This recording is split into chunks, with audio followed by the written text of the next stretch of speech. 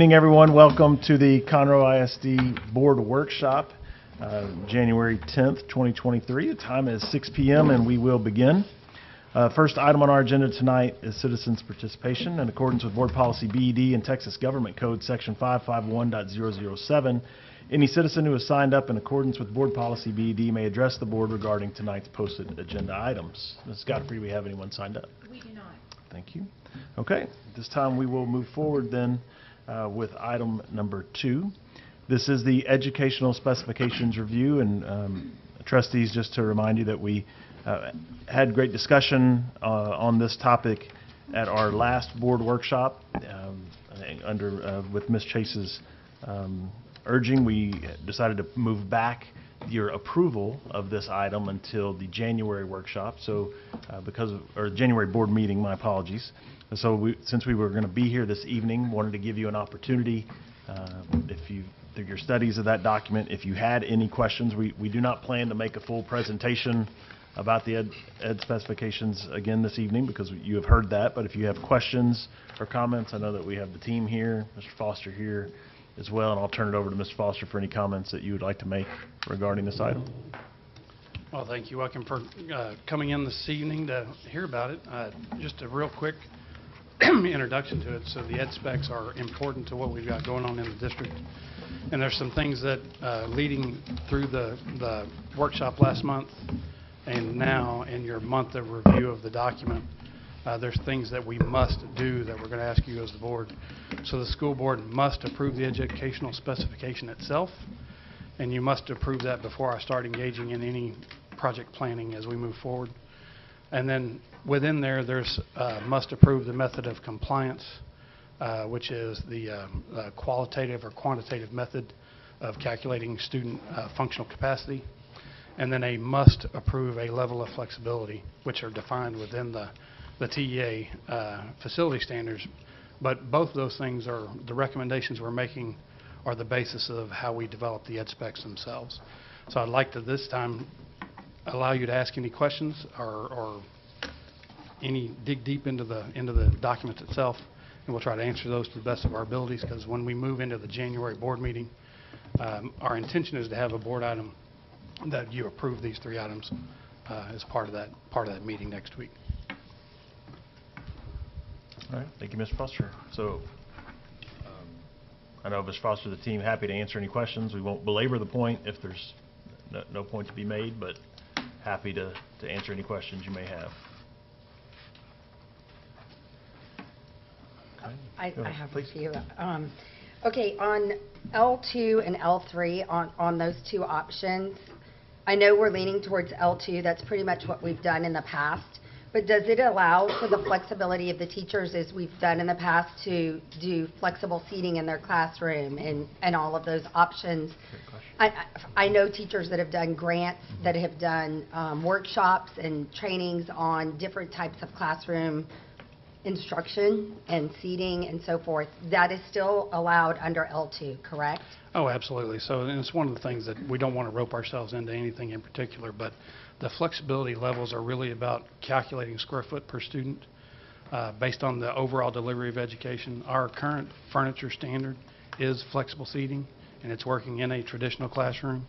It's just when you differentiate between level 2 and level 3, you're really, the differential isn't, I mean, it's enumerated in the document as furniture and movable walls and access to the outside. But what that really points to is a different delivery of the education curriculum. So more, I mean, in my experience as a contractor and going through building schools of different styles, it really, as you get into flexibility level 3 and level 4, what we would know as a Montessori education is easier to facilitate in level 3 and 4 than it is in level 2.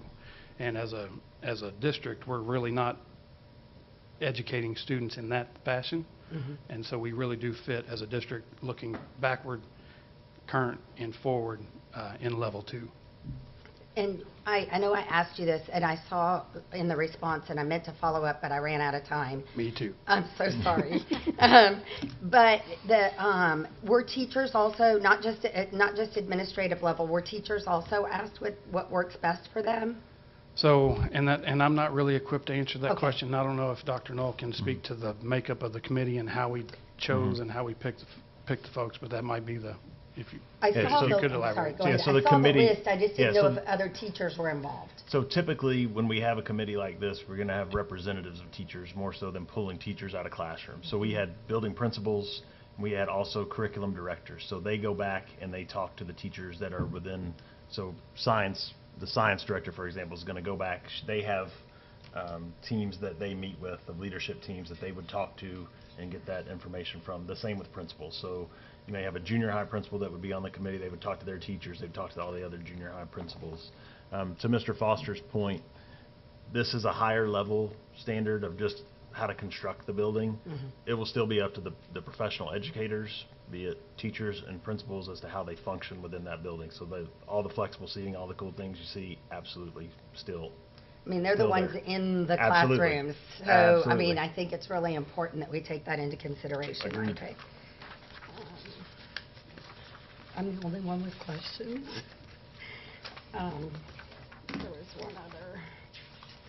You said on the 50,000, the trigger point mechanism on the 50,000, we don't have an idea of when TEA will respond to our questions on that. It's when they get to it? Well, I'm going to kind of put this on the TEA currently. I can only imagine they've been peppered with questions from all across the state, and they're trying to reconcile their own spirit. That's why Ms. Odenweiler and I have been emailing back and forth. So part of my confidence and our designers' confidence in this is because of the experience with several other members of the committee that actually helped the state write the new standard. We understand a little bit better what their spirit and intention was. The legal language didn't sound that way when it came out, but I'm confident when the Attorney General, if they do respond, or if TA responds, Commissioner responds, then they'll speak to that spirit of the document. Okay. So I think, I mean, and I would surmise with some level of confidence, we know and understand enough to make sure we make good fiscal decisions on our side. Okay, good, because there's no way we can fund it if they go based on the way it's written. And that was And my, so that I'm was my. glad to think that that's what we Right, think. and I would say that was my first take on reading the document myself too. So, and speaking to it, and I actually participated in an hour-and-a-half long presentation with one of the committee members at TASA this past year, where I got to study with, rehearse, get our comments and arguments together, because we were presenting. I had a different opinion than he did, and he was on the committee. But the spirit behind the whole document or the whole facility standard is flexibility. But we're required to do an ed spec. So ed spec is Conroe ISD's understanding and our interpretation of that document. We fully fit within the facility standard. We will be compliant. And we put our flavor on how we want to deliver education and construct our buildings, which is how we develop the ed spec. Thank you for answering all of my questions Yeah, this you are last welcome. week. And I think Mr. McCord actually just reminded me of the point between that L2 and L3 is a lot of that has to do with the structure, how structured we are, somewhat traditional, but really a lot of it is rooted in safety. So when you move to that L3, you move to more of the glass walls, the movable things that, I think in today's world, almost all school districts would shy away from. We've never gone down that road. So we've looked at schools in a lot of other districts that went that way maybe 5-10 years ago, and we've always sort of stuck to our every room is concrete. We don't do sheetrock walls. Everything is cinder blocked and it's fully enclosed. So that's part of that L2 structure as well. So yeah. Okay. Any other questions? All right. Thank you, Mr. Foster. Thank you all. We appreciate you once again. This is great work that you all led and the whole team. We appreciate you so much. So thank you. All right. We're going to move forward, and our next items really are going to be focused on the result of our PASA demographic study and the information that we received that night, and then the guidance that you gave us to begin to seek out a bond committee. And as we begin to work through this, what we come to realize is although we did a bond just back in 2019, which is not that long ago, really. But since that moment, 5 of you are new. There are 5 of you that are sitting in seats today that you were not sitting in as part of the 2019 bond. And the same conversation we had in cabinet. We have many members of the cabinet that are now sitting in different seats than they sat in 2019 and will view this process through a different lens. So we felt like it would be beneficial for all of us and the community as well, because while everyone may not watch this live, they can go back and see this, all the numbers very out front and spoken about. And so we're going to spend these next items to really talk about where we are financially, what the financial impacts of a bond are, what are the legalities with the potential bond referendum, and then share with you at the end our bond planning committee schedule and go from there. So I just want to give a historical perspective a little bit on the 2019 bond, if I could. If you'll remember that we formed a committee that worked. That committee heard $1.5 billion worth of need during their work.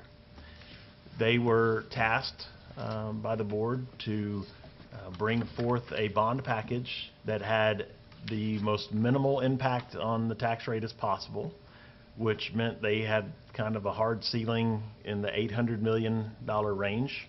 And they brought forward a bond package of $807 million to the Board of Trustees. The Board of Trustees then took that and took it to the voters. That means that there was $700 million worth of work or items that were never included. The $807 million bond was not successful, so we had to come back and do some work on that. And from that, the 807 was dropped to 654. So there was another $160 million worth of work that was pulled out of the bond. And when I say work, it might be land purchases, it might be new construction or renovation, it may be a variety of things. But $50 million of that was made up for using the capital maintenance fund, which is a fund that we created using money from our general fund to help fund some items. And so I know Mr. Rice will talk about that. That fund has been fully funded at this point, and we're no longer sending funding that direction, which is important to note. But I think I know that I've answered some questions and had great conversations with Stung and asked great questions today. It's important as we go through this to understand that decisions that are made about bonds today will impact budgetary decisions 3, 4, 5 years from now. Because when we commit to doing work, or sometimes maybe even more significantly commit to pull things out of bonds that aren't funded in the future, then they must be funded through other means. And that's I think that's a significant thing for all of us to remember as we go through this process. This is not an easy process that will be undertaken, and I appreciate for those of you you all that have given names. We'll form a great committee. We'll bring that to you next month for you to, or next week for you to approve that committee. That committee is going to have hard work. The need numbers that they're going to see it is probably going to exceed, or I'd say approach or exceed, probably exceed $3 billion.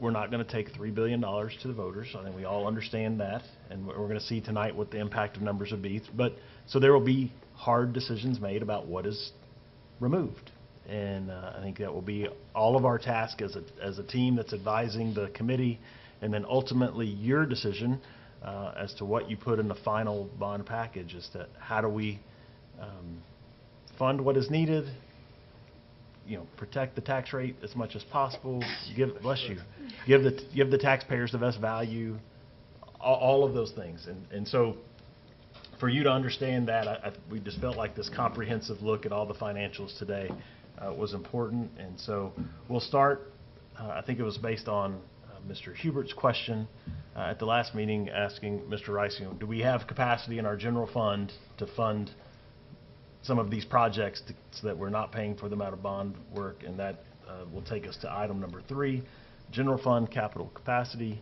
with Mr. Rice. All right, well, good evening, President Hubert, members of the board, and Dr. Knoll. It is my pleasure to be here tonight to present at the first board workshop of 2023. I'm going to present, really I don't like to use the word present because I really want to have a discussion, a conversation with the board on any general fund capital expenditure capacity that the district might have within its general fund. We're gonna move the mic more in front of you. You're a soft-spoken guy. We want to make sure everybody can hear you. So That's there you kinda- go. Sarah was sneaking over, but I just thought I'd interrupt. I swear I didn't put them up to that.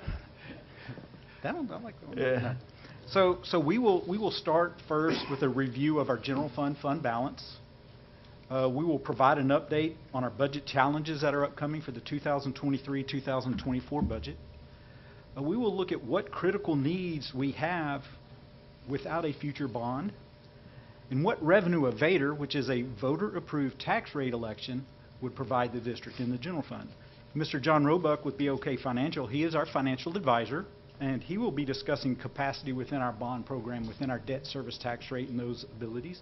And Mr. Marcus Dietz, he's with ORIC, he is our bond counsel, and he will provide us with an overview of our bond election processes and all the legalese that go along with that. And if I could, I think at our last workshop in December, we had a great conversation. This is a great format for us. So while these guys all have presentations, this is not intended to be just a lot of information thrown at you. So I encourage you, ask you to please jump in, ask questions, make comments along the way. Don't feel like you need to wait until the end of the presentation. You know, let's just have the best conversation we can through these things. So. Okay, so we will start tonight with our general fund capital expenditure capacity, and we'll begin with a review of our fund balance analysis, and y'all are very familiar with this chart. And our goal is to maintain an unassigned fund balance in the range of 20 to 25% of our budget. Our current budget is right at $620 million. Our unassigned fund balance at 8/31/22, now 8/31/22 is a very important date because that is our fiscal year end. Our fund balance is $173.3 million.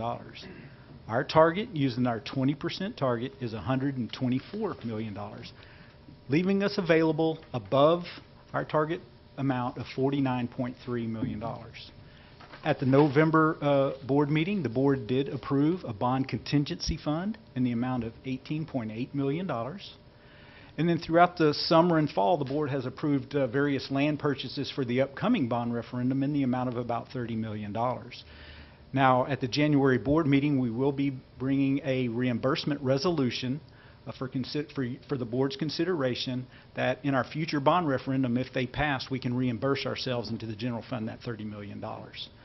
So that leaves us with an actual capacity of about $551,000 in our general fund to stay above that low-end 20% target. Mr. Rice, Yes, why sir. is 20% the number? Why is that so important to us? 20% is really not the number. The number is they want at least 90 days, and we feel that 20% covers that. And I say they, that is, TEA likes to see that as we do our first report. But then more importantly, it is our bond rating agencies like to see a healthy fund balance. So Mr. Roebuck is going to talk about, you know, what our bond ratings and the PSF is full. There is no available school funds to be guaranteed right now by the state. So Can you just say what PSF is, explain what PSF is and why that's important, just to give a little more background? Is this working? Y'all hear me? Yes. Okay. A Permanent School Fund Guarantee, or PSF guarantee, is a state program that's set aside back in the 1930s. And it's an application process where the school districts apply for the Permanent School Fund Guarantee. And once received, it allows you to sell your debt to be guaranteed with the AAA or the highest rating possible. So as a result, when you sell bonds with PSF guarantee, we get a lower rate, which obviously reduces your interest costs, keeps the tax rate lower. Just an FYI, Okay. so the permanent school fund is funded with all the oil and gas revenues, like up to 10 miles offshore or something like that. So it's a really big fund, but every school district tries to use it, and so it's just run out of capacity. So you just can't access it anymore. So our You said that's to get the rating up to, it would get the rating up to a AAA? Correct. Is that the only way to get it up to a AAA? Or you get, well, It's if you need it. right now, the district's rating is one notch below that. Yeah, It's AA plus AA1, which is very high. We could go out and probably a 3 basis point difference in the marketing between a PSF and a non-PSF right now. So it's helpful to have it. It's cheap. It costs $1,500 to apply for and get it. If we don't have it, we can still sell bonds. There'll still be a market for the bonds. But again, it's nice to have because it's a wrap on top of your existing rating to help you sell the bonds. And the district's rating is the same rating as the federal government. Exactly. S&P has the federal government at AA+. So And I think, Mr. Roebuck, you might correct me, but I think there's only one school district that on its own has a AAA rating. there's 3 or 4 that have Moody's, but S&P does not have a single school district rated AAA at this point. And those are the school districts that aren't growing. They aren't actually issuing bonds any longer, so that is how they qualify for that. For Highland Park in Dallas is AAA, and it's because they're a veteran community. There's no residential, there's all residential, no commercial. There's no fluctuations in the values except for what happens in the market. And again, it's really built out. There's no more homes being built. It's all reevaluation, so that's why they're AAA. Okay. So we'll move on. So now we're looking at our 2023-2024 general fund budget challenges. This year is a legislative year. There are going to be challenges associated with that. We know there's going to be some additional school safety legislation. I've heard that they're going to be reworking the truth in taxation process. There'll be additional tax compression we'll have to work through. And then growth, and then just all the challenges that are associated with our growth. We've all seen the PASA study, 3,000 students a year coming up. And then in the current funding formula, there is no funding mechanism in the current formula to provide a raise for our employees. Just to give you a basis, a 2% raise will cost the district roughly $12.5 million. There's also no mechanism in there to adjust for... Million or billion? 12.5 million, I'm sorry. And then, you know, the inflation, 8% year over year that we've been seeing, there's no mechanism in there to adjust for inflation. We are going to see the ESSER funding cliff. We have about 225 positions that are in our ESSER 3 funds. That's about $16 million worth of positions that we'll have to move and transition into the general fund. And then also there's no funding currently available for our employee retention stipend. It is funded primarily out of our ESSER funds, and that will be going away, so that is another challenge we'll have. Ooh.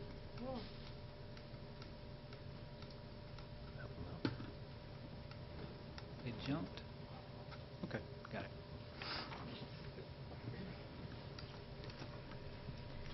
So our upcoming capital needs, you know, without the passage of the bond, these capital item needs will have to be addressed out of the general fund, and that will take funding out of the classroom. Portable buildings to support growth with an anticipated 3,000 students per year. That's approximately 100 portable buildings. They're costing us about, you know, full implementation and put at the campus about $250,000 a piece. So that'll cost us about $25 million a year for that growth. Technology needs. Technology was one of the programs that was cut out of the last bond referendum, so we've been treading water in our technology. So these needs are substantial. On the safety side, we have cameras and electronic doors. We need both new and replacement parts for those. Our network, we have switches, routers, APSs, UPSs, and cabling, campus infrastructure, data center refresh. On the life cycle side, we have our projectors, VMware, disaster recovery, various servers, and then device replacement, you know, all the iPads, printers, Chromebooks, and computers throughout the district. That's a $20 million anticipated need. And then infrastructure needs, about $15 million a year. This includes roofs, AC, and heating overhauls. Now, when we're talking about roofs, we're not talking about plugging a leaf. We're talking about the full roof infrastructure. And those run, and Mr. Foster can correct me if I'm wrong, in the neighborhood of $3 to $4 million per building. Depends a lot on the size of the building. And then the AC and heating overhauls, we're not talking about changing out filters. We're talking about full mechanical system replacements on those. So true capital needs there. That's about $15 million a year. And then the buses, new buses to transport those 3,000 kids, and then to keep our buses replenishing as our older buses come off the line. So that's about $3 million a year. So total upcoming annual capital needs of $63 million. Excuse me. Yes, ma'am? So, do these things have a life cycle of 25 years? What things are you speaking Well, of? just any of these things in the capital needs.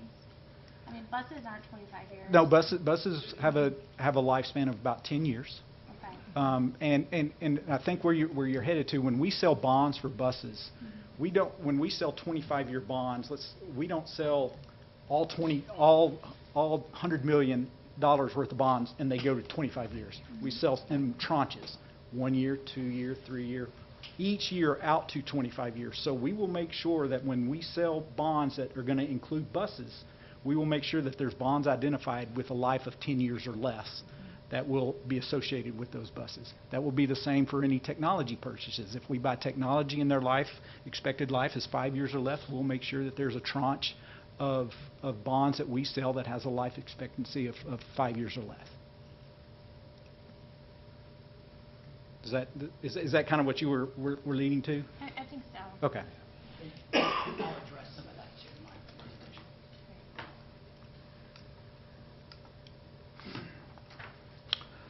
So Dr. Knoll talked about this in the introductory, but the district was unable to completely fund our capital needs within the approved 2019 bond. So the board established a $50 million capital maintenance fund to support the 2019 bond referendum. $20 million was initially seeded from the general fund balance. And then for the next 3 years, we budgeted $10 million out of the general fund budget. Uses of the capital maintenance fund, we purchased land, safety and security upgrades for our campuses, major infrastructure replacement, roofs, AC, and life cycle products, and technology and buses. So to sum that up, $50 million in general fund money was diverted to support identified capital needs that were not adequately funded in the 2019 bond program.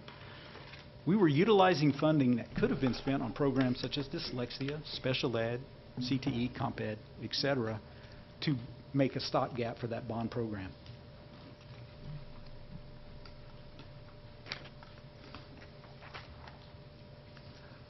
Well, I think that was one of the issues we had, and the reason we did that is because we really didn't have, in part of our budget, a maintenance account. We didn't really have, there was a prior boards, I don't think any of us sat on it, but prior boards from 2000 to 2014 or so were really focused on as lowest tax rate as possible. Correct. And in order to get that, there were things that had to be cut out of the budget, and one of those was a maintenance. So when we went to the people that asked for bond money for maintenance, the community kind of said, why are we financing? Paying for maintenance. So we came back and said, that's a great suggestion, so we're going to have to address this by putting a maintenance account aside. So in the $50 million number was back when we had not as many schools, not as many students. So that might need to be addressed as well. Maybe it doesn't need to be 50 million anymore. Maybe it needs to be 55 or 60 or 45. I don't know what the number is, but probably needs to be addressed. Since 2019, we've had a lot of changes. But I think that was one of the really good things that came out of, one of the lessons that I learned was we need to dedicate a maintenance account for our district to make sure that we don't have to go out and ask for bond money for paving parking lots and stuff like that. That we know they're going to have to be done. So we should have that in our funds to just have money to do those things. That's a good point, but how do we track currently? How does the district track those needs? So Do we have like asset management? Is that, do we have somebody handling each? Do we have a team? Or is Mr. there- Foster has talk about how your analysis campus.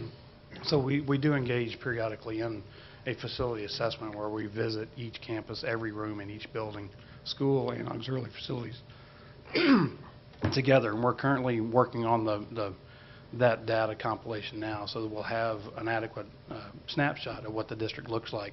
When you say we, Currently. who do you mean by we? We is my department, and I mean it's a larger task than just me and the 6 people in my office can undertake on our own. So we hire a group of engineers and architects to help us with the manpower to visit all those and figure out what needs to be done. And then we collect a lot of data, and we did this past summer for our current planning cycle. So And is then that the first time that was done?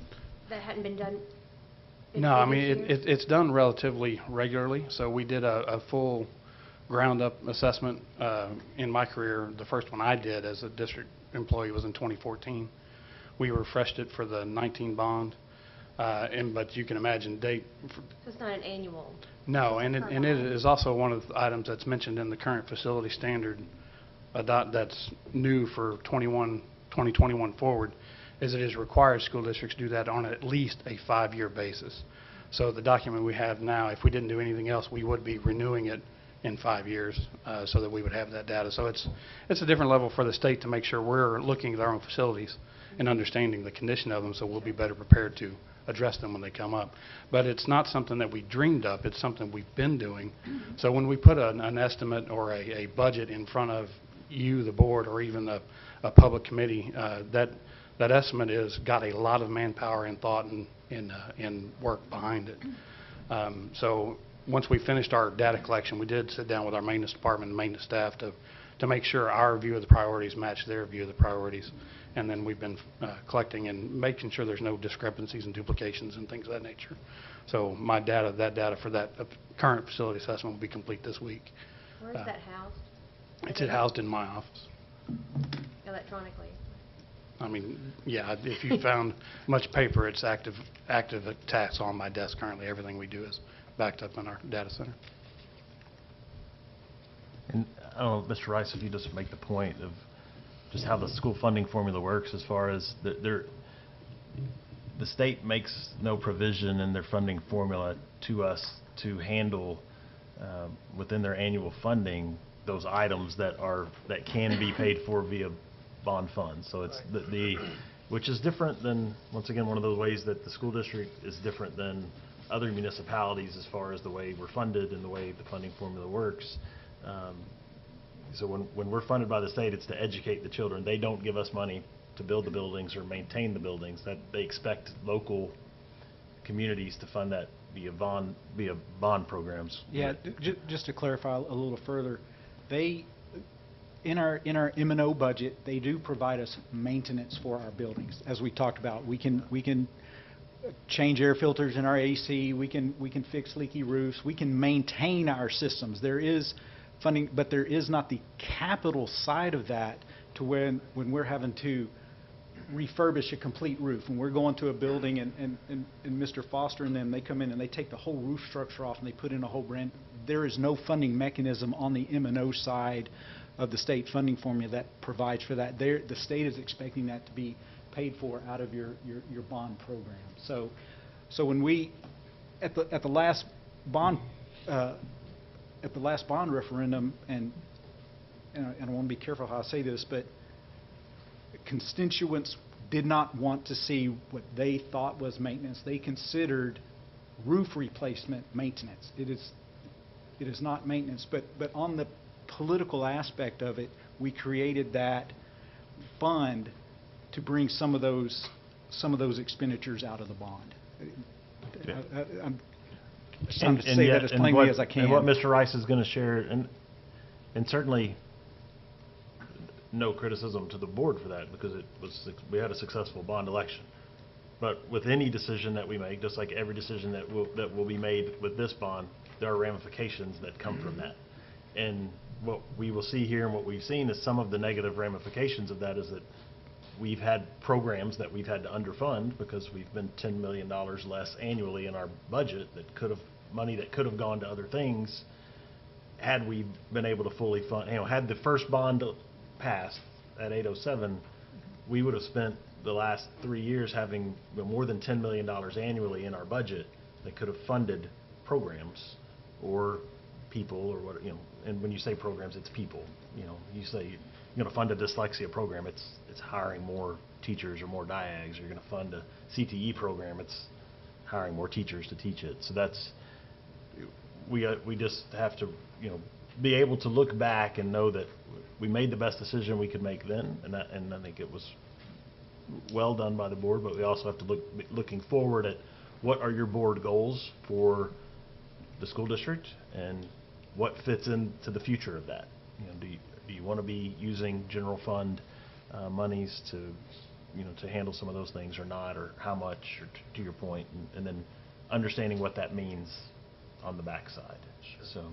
Yeah, I'm not arguing against that Yeah. point at all. I'm just saying one of the things that I think we learned was when we looked at, do we even have a maintenance account that's well-funded? The answer was no, we really Right. don't, because the focus has been, let's strip this thing down. Let's try Correct. to take as less from, from the taxpayer as possible, which, look, I'm all for, obviously, but And that, we needed to have and I think a maintenance account. your point is well made, and I think it leads right into Mr. Rice's next slide here is this understanding and this privilege of having the second lowest tax rate in the Houston area. We're all proud of that. We all live here too. We all enjoy that. But it comes with consequence, Sure. right? There's, in addition to that, and I don't know if this is on one of Mr. Rice's slides in the future, but when we also don't fully fund a bond program, that has consequence as well in addition to our lower tax rate. So when we look at some of our other peer districts that we compete with, they've had fully funded bond programs, so they're not diverting any general fund monies to items that could be paid for with bond funds. So they have all that money available. And then, as you can see here, in addition to that, based on their tax rate and the way that they operate, the amount of money that they spend per child is significantly different as well. You want to explain this graph a little? Mr. Rice, Go ahead. and before you move on to this one, just confirm for me that there is existing 50 million in the Maintenance account? maintenance account. Well, we have been spending that down. It is, What is the balance? I do not know the exact balance right now, but I can get that for you. I just don't know the exact Like- balance of. Half? It's been significantly spent. No, we're almost Significant. completed the program. The Depleted. program's complete, yeah. This is what I'm looking for. Yeah, the Yes. program's Depleted. complete. Yes. We're just finalizing some projects. So I would say it's 90% Depleted with the slide of the projects or the needs you displayed in 2 slides back? Depleted No, funding with those? needs since the last So bond those, referendum. those are in moving addition, forward. and we Correct. have a depleted Correct. fund. Okay, Yes, I ma'am. just want to make sure that Yes, ma'am. picture is clear. Yeah, Yes. yeah, you're right. Yes. And one other quick question. And so what fund is the land being purchased from? Where is that coming from? Well, we have several sources for the land. There was, in this last bond referendum, about $10 million appropriated for land. However, we have purchased additional land out of the capital maintenance fund, and that was for all land to support the 2019 bond referendum. The land over the past year that we've been purchasing is land that we're looking forward to have so that we can have it in the 2023 bond referendum, so we'll be able to build schools on those sites. So it's That's about- out of the general, just the It's general out of the fund, general just fund. the general It's- savings account. Yeah, the general savings account Unassigned fund is balance. funding those until we, we'll ask for your approval to reimburse the fund once the bond passes, and we can get a reimbursement on that. So the general savings, that's pulled from M&O? Yes, ma'am. So that's money taken away from our annual just general operations? Yes, ma'am. So that's taken away from, It's coming out of our fund balance, not out of our operating budget, just out of the fund balance, or savings account. Well, Is- where is- does the savings account originate? The difference between the Over 20%. time, over the From the 100 M&O years vote? of the district, Correct. just like your own personal, annual budget, at the end of the year, when you have, So it's $100 accumulated left, it just accumulates. From M&O money Correct. not spent? Yes, ma'am. Correct. Yeah, so Correct. typically in August, you'll see a board item that will come through once they've reconciled all the payroll and any budgets that were not spent. There'll typically be a board item that will come to you in August to say, we're going to move $4 million to the fund balance, or $8 million, whatever is left in the budget from that year to the fund balance. So when was that 50 million set aside? What year? 2019. I think it's 2019. $20 million was set up in 2019, and then it was $10 million for the next 3 years to equal the total of 50. So what Ms. Chase just said about it basically being depleted, now there's no more of what you were saying of having that Correct. We fund. met that obligation of the 50 million. Yes. So we're going to have to refund it. Correct, and there's no funding mechanism currently in our Or general fund those items budget. via bond. But, Yeah. or yes, you got to go back to the budget and put that 10 million find back it in in, the budget. because it's not there currently, moving forward. Do more of an annual basis, or a true budget for maintenance? Yes, ma'am. And we one do, of the. we do have a true maintenance budget.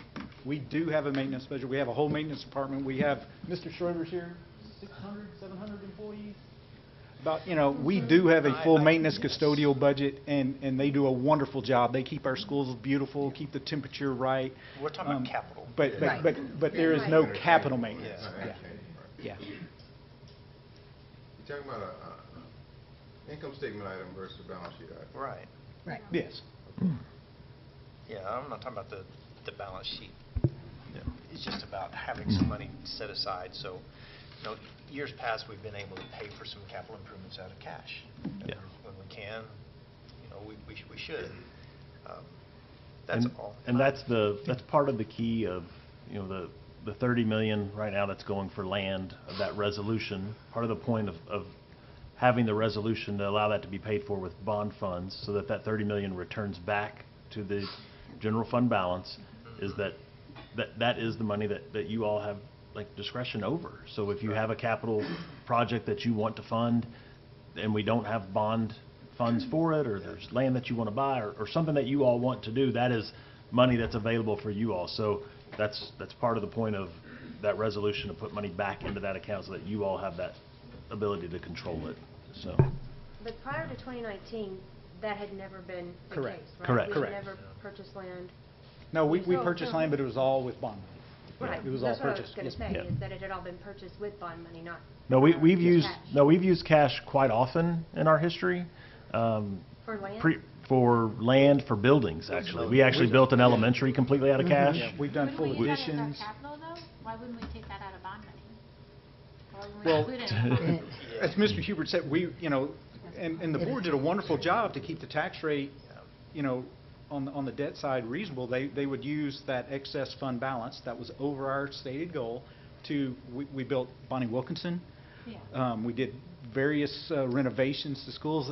Irons Junior High Edition. Irons Junior High School. We did a little over, and I'm sorry I don't have the number, a little over $100 million You're saying we had out to of cut it. out of the general fund balance on projects to maintain that tax rate. Correct. It was Prior to the, 2019. correct. Yes, ma'am. Prior to Did that money get replenished? No, ma'am. No. Okay. And that was, They didn't have the idea at that once time. again, that's not the point. not to be critical of past boards, because they did a wonderful job, and they're the reason why we all enjoy that low tax rate today. But that was the mentality then, was by any means necessary, keep the tax rate low. So that's why they were using cash to build a school, to do those things that could have been put into bond programs. They were stripped out of bond programs to keep the tax rate low. Unfortunately, though, part of that is, it's also why we, when you go to the 2014 bond, we had about $800 million worth of need.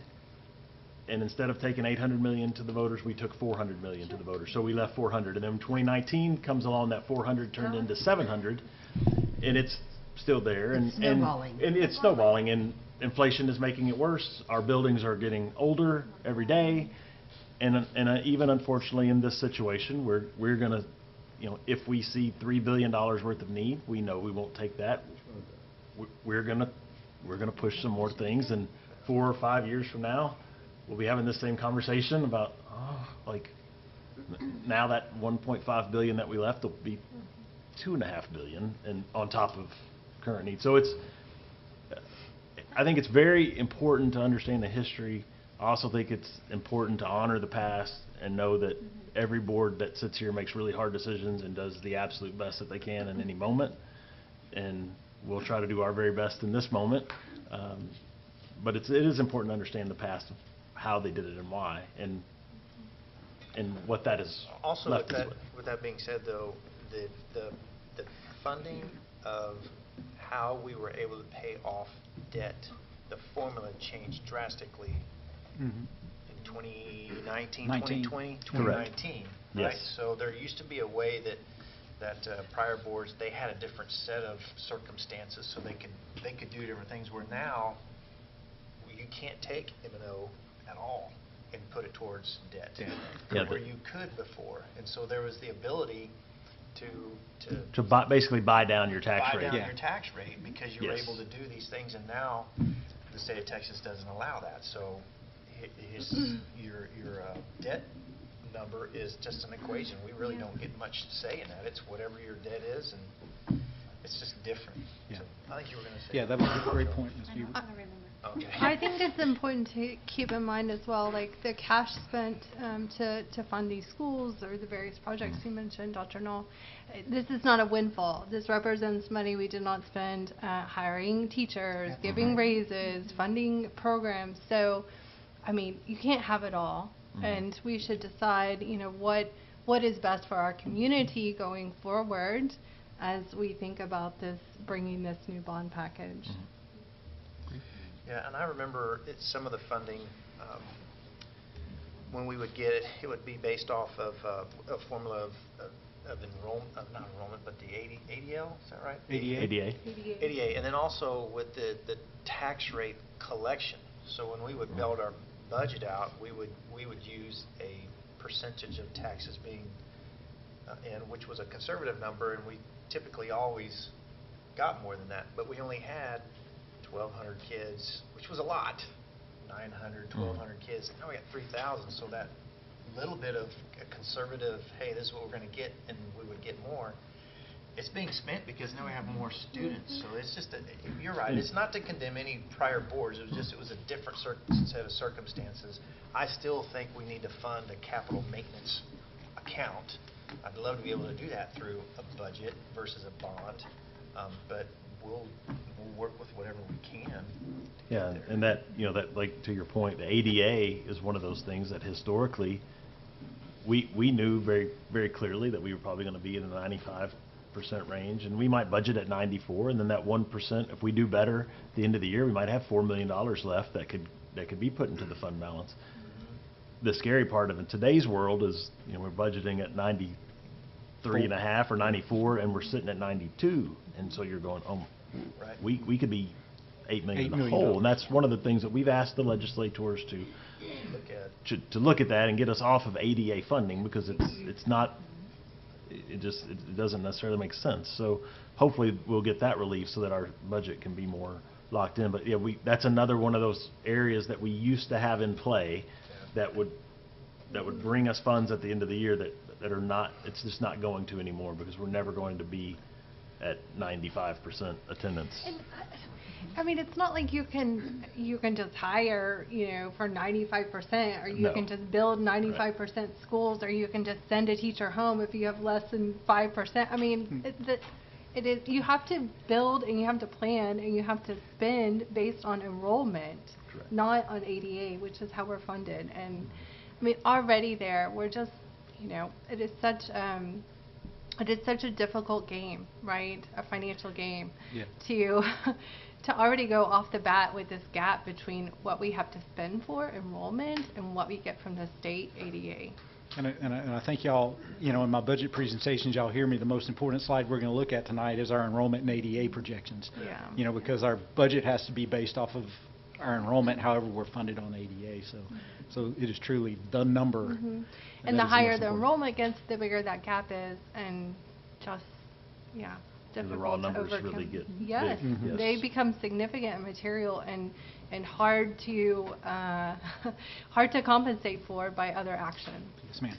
And you know, I think to this chart that we're seeing here, you know, for all of us, and I'm going to speak on behalf of staff because I meet person. We're competitive. We want to be the best school district that we can be, period. We want to always provide the best service that we can provide, period. We want to be great in all that we do. At the same time, it is our job to get the job done with what we are given to do it with. And so that's what we do. And we have, there is a pie. And we can cut it in different ways, but it doesn't make the pie grow. It is what it is. And so, you know, we look out, we benchmark ourselves against these competitive districts, and we want to look at, why is their program in this area better than ours? Why can we not compete? Why are we a little behind here? Why can we not improve this service or that service? And this is just a reality. This is not an excuse, but it is a reality that we all have to be aware of. All of us on this team have to be aware of, is that there are districts that spend significantly more money per student every year. And I'll just to give you an example of the math and how this would work here. So Katy spends $96.23. We spend $87.01. That is a $70 million per year difference if we were funded to Katie's level.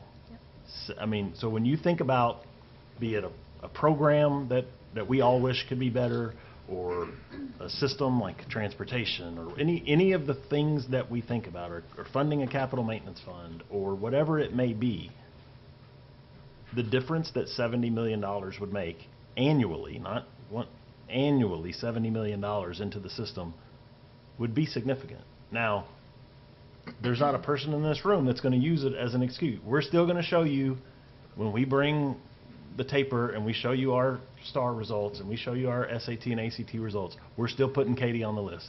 And you'll never hear us talk about this again. But this is a reality of finances, that we are competing with people that are spending significant different dollars. So with Katie, you're Mhm. using them as an Yeah. example, how are they funded differently than CISD? Yeah, than Conroe? Darren's going to show us here in just a second of the potential of golden pennies and copper pennies. And pennies, Yes, Yeah. absolutely. They also go out to the community too. Yes, they Yeah. do. That's Yeah. huge. Yeah, so there's two different ways, right? So one is what he is going to show us with golden pennies and copper pennies, but the other thing to remember is going back to fully funded bond programs. Like, if they put all the stuff that they can in bond programs so that they're not diverting money out of these pots of money into bond programs. So that's another way. And Katie is that's big and lofty, so that's way out there. But just to move down the list to give you something a little more tangible and even closer to home. If you just look at Magnolia's number at 9124, that's over. If we were funded at 9124, it would be over $30 million a year more.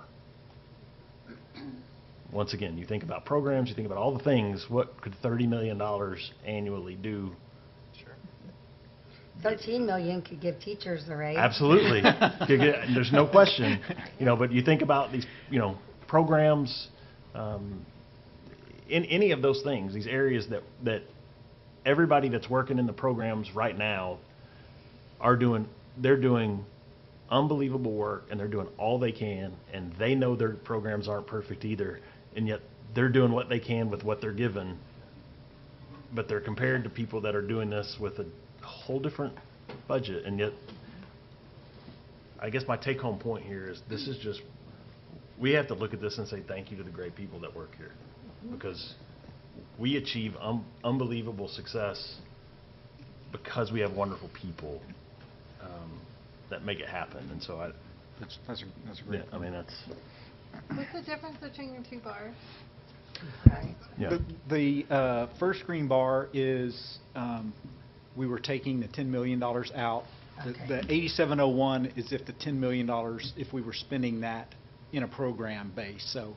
So the 8546 includes us sending $10 million to the capital maintenance fund. Which is what we've done historically the last 3 years. And that is- Moving that is the- forward, we don't have it. That is the number that is reflected in our that is our true number. We calculated what our spend per student would be if we did not, If we had not sent the that $10 money. million out. Ugh.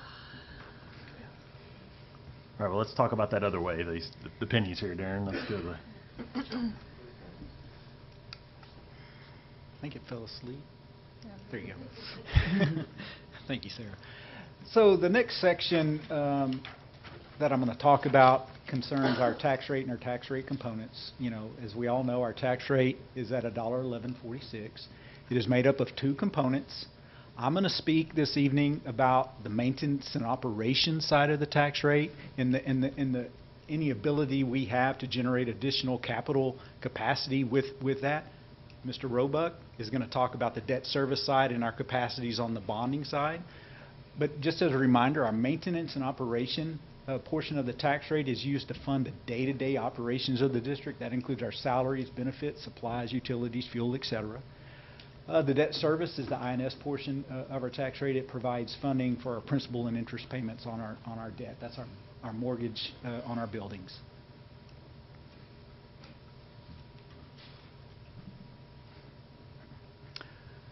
So is there any way to generate additional revenues within their general fund? Well, there are. There are golden and copper pennies available to school districts. These are additional pennies above the maximum compressed rate, and that is the rate that the state calculates, and that is the maximum compressed rate that we can adopt as a district. However, we do have allowable pennies. In golden pennies, there is 8. In copper pennies, there are 9. We currently utilize 5 of the 8 golden pennies. There are 3 additional golden pennies available, but to utilize those, we would have to have a VATR, or a voter-approved tax rate election. They would generate about $9 million per penny in combined state and local revenue. Locals broken down by about $5.5 million. The state portion of that is $3.5 million. Once you move on from your golden pennies, you have 9 copper pennies that are available. We haven't utilized any of those. They generate about $4.5 million per penny in combined state and local revenue. Local revenue generates $5.5 million. However, the state actually has a reduction in revenue on our copper pennies, and that is because we exceed our local ability to generate fund than the state funding formula allows. We have recapture on there. It's not true recapture, but it is effective, just similar to recapture. But we exceed the maximum amount of earnings that we can on these pennies in the calculation, so they recoup back $1 million per penny.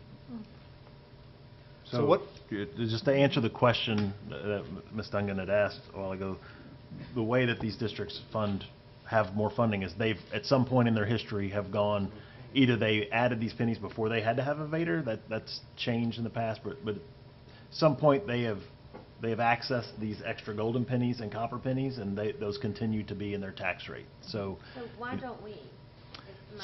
Well, that's, once again, historically here, the board's direction has been keep the tax rate as low as possible. And so that's why we have never done it. Now, the VATR process of going out to a VATR, we've seen it be unsuccessful in areas near us. Magnolia was unsuccessful a few years ago. Klein was unsuccessful a few years ago. Here recently, College Station was successful. They are hard to do because they're confusing.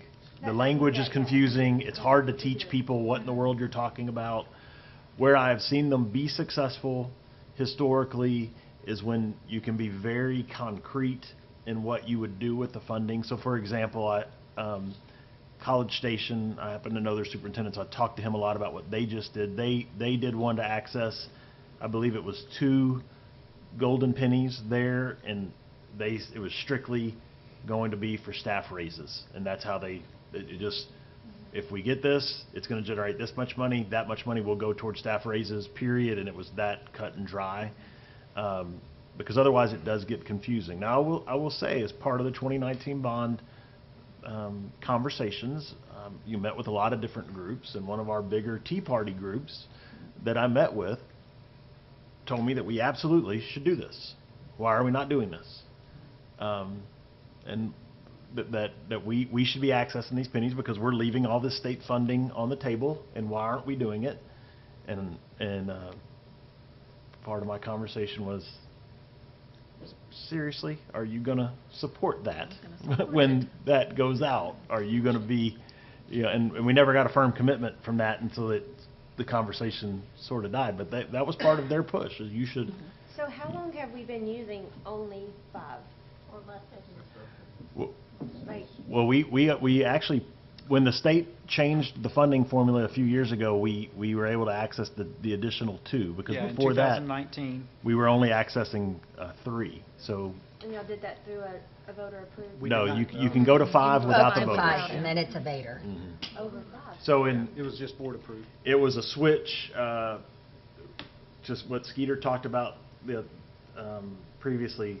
The state changed how funding works, where you used to be able to use M&O money to pay down your INS. So when they took that away, we had to resection off the 2. So when we made the 2 funds whole to stand on their own, it actually accessed 2 golden pennies for us, so it brought in more funding. So we were only using 3 until 2019? Yes, ma'am. So we've never had to use a Vader to get more than we are allowed, is what you're saying? We've never attempted. asked No. for it. Yes. I will tell you that I'd be curious to know on your graph there, how many of those districts have exercised all of their golden pennies? That would be Okay, good we can find that I'd be information. really curious to know Yeah, we can that. get that, absolutely. Yeah. I know we looked at ours online and everything, but to just to know that, We can that get- would be a big thing Yes. too. Yes, ma'am? If you're entertaining accessing those pennies, what would be your justification? No, I'm just asking, oh, okay. I'm Yeah, no, sorry. I think, well, I think you could determine two different, like, there are many reasons that you all could do that. So if you all said, you could choose to say, you know what, we're going to access these 3 golden pennies, that's going to generate $27 million in additional revenue. We want to designate $15 million a year to a capital maintenance fund. We want to designate $3 million to fund special programs like I think you got it. special ed or dyslexia or whatever, and we're going to take the additional funds and apply it, a 1% raise for all, whatever. That'd be If you don't tie it to raises, correct. then I I'm, can get the support. right. I mean, I think it was ingenious for them to do that, because you have, what, 9,000 employees? Correct. Otherwise, I mean, it's what it is, they don't vote. Right. If you can get them out to vote and get them to push that, understanding that I've never run into anyone that says teachers shouldn't get paid and get paid more. Right. So, Or paras, or, Yeah. yeah, there's, when I say teacher, Yeah. I mean. You mean All all of them. inclusive, yeah. Everyone in the education field. So if you can do that, I think that would be the Did you find it? Yes, ma'am. higher priority. that was to get us fast. across the finish line. Ms. Garza? Ms. Garza Yeah, had she- it. She had that information right there for us. So districts that have accessed a Vader pennies over the 5 that are available include Fort Bend has accessed 1 penny. Humble, they're all the way into copper pennies. They're at 13.83 cents. Katy ISD is at 11 cents. Klein is at 5 cents with us. Spring Branch is at 8.64 cents. Splendor ISD is at 13.83 cents. And New Caney ISD is at 13.83 cents. And so that is above their maximum compressed rate. Yeah, So the but- vast majority of them have access pennies above. Could you, would above you, the 5. after tonight, would you send that? Yes, to me, ma'am. please? Yes, ma'am. Yeah, but I still think asking this community is I think it'd be a almost very hard impossible. sell. No, I've never brought it as a recommendation to you because I don't know that, you know, I mean, the if you- bonding is one thing because people can see. If you articulate it well, I mean, if they understand what they're voting for and how much they can get out of a penny increase. You know, people can Yeah, look at it from a I hear what pretty you're simple- saying, but I also remember a video of a bunch of people in shackles and chains due to the tax rate that they were being given because of a bond that was necessary. So I'm telling you, it's, Get the teachers involved. you Make get the sure teachers it's, involved, but y'all all know this, y'all know our community. I mean, y'all are all in different sectors, y'all hear the I hear people are you, but telling I us. mean, I I'm just hesitate to telling you. leave that money on the table for fear of not asking. Let them tell me no, they never told them no. Right. And the other thing on that is, when you were saying, when we can allocate it and specify it, I'm not necessarily saying it's the route to go either, but I'm just saying, when you can allocate it and specify it, then it's up to the voters to just say yes or no. Yeah. So, It's absolutely an option. It is your option completely. We can explore it more in the future if that's what you'd like us to do, certainly. What's the timing of a Vader? What's that look like? So in any election, you have to meet the timeline for elections. And Marcus could probably tell us, but Generally, it's going to be, So it's not special, it's just, there's ways to make it special if you set your tax rate on estimated values. It's hard, that's hard to do. Most often it occurs the regular May and November. So we're in that time frame, if we took that route. If we took that route, I'd have to, it gets complicated. we'd be very tight for May. We could make November, but that's when we're also going for a bond. Yeah, Just like the February bond. 17th is the last day that Right. it's called. For May. For May. But for November. It's August. August 6th. yeah, because that's the. So, you know, you could choose, and you see this, like this happens in a lot of places. It's not rare, I'm sure Marcus could tell us, but you will see districts that will put a bond referendum and a Vader on the same ballot. Like that can happen. So if you wanted to look at something like that in November, that would not be unprecedented. As long as it's not and/or.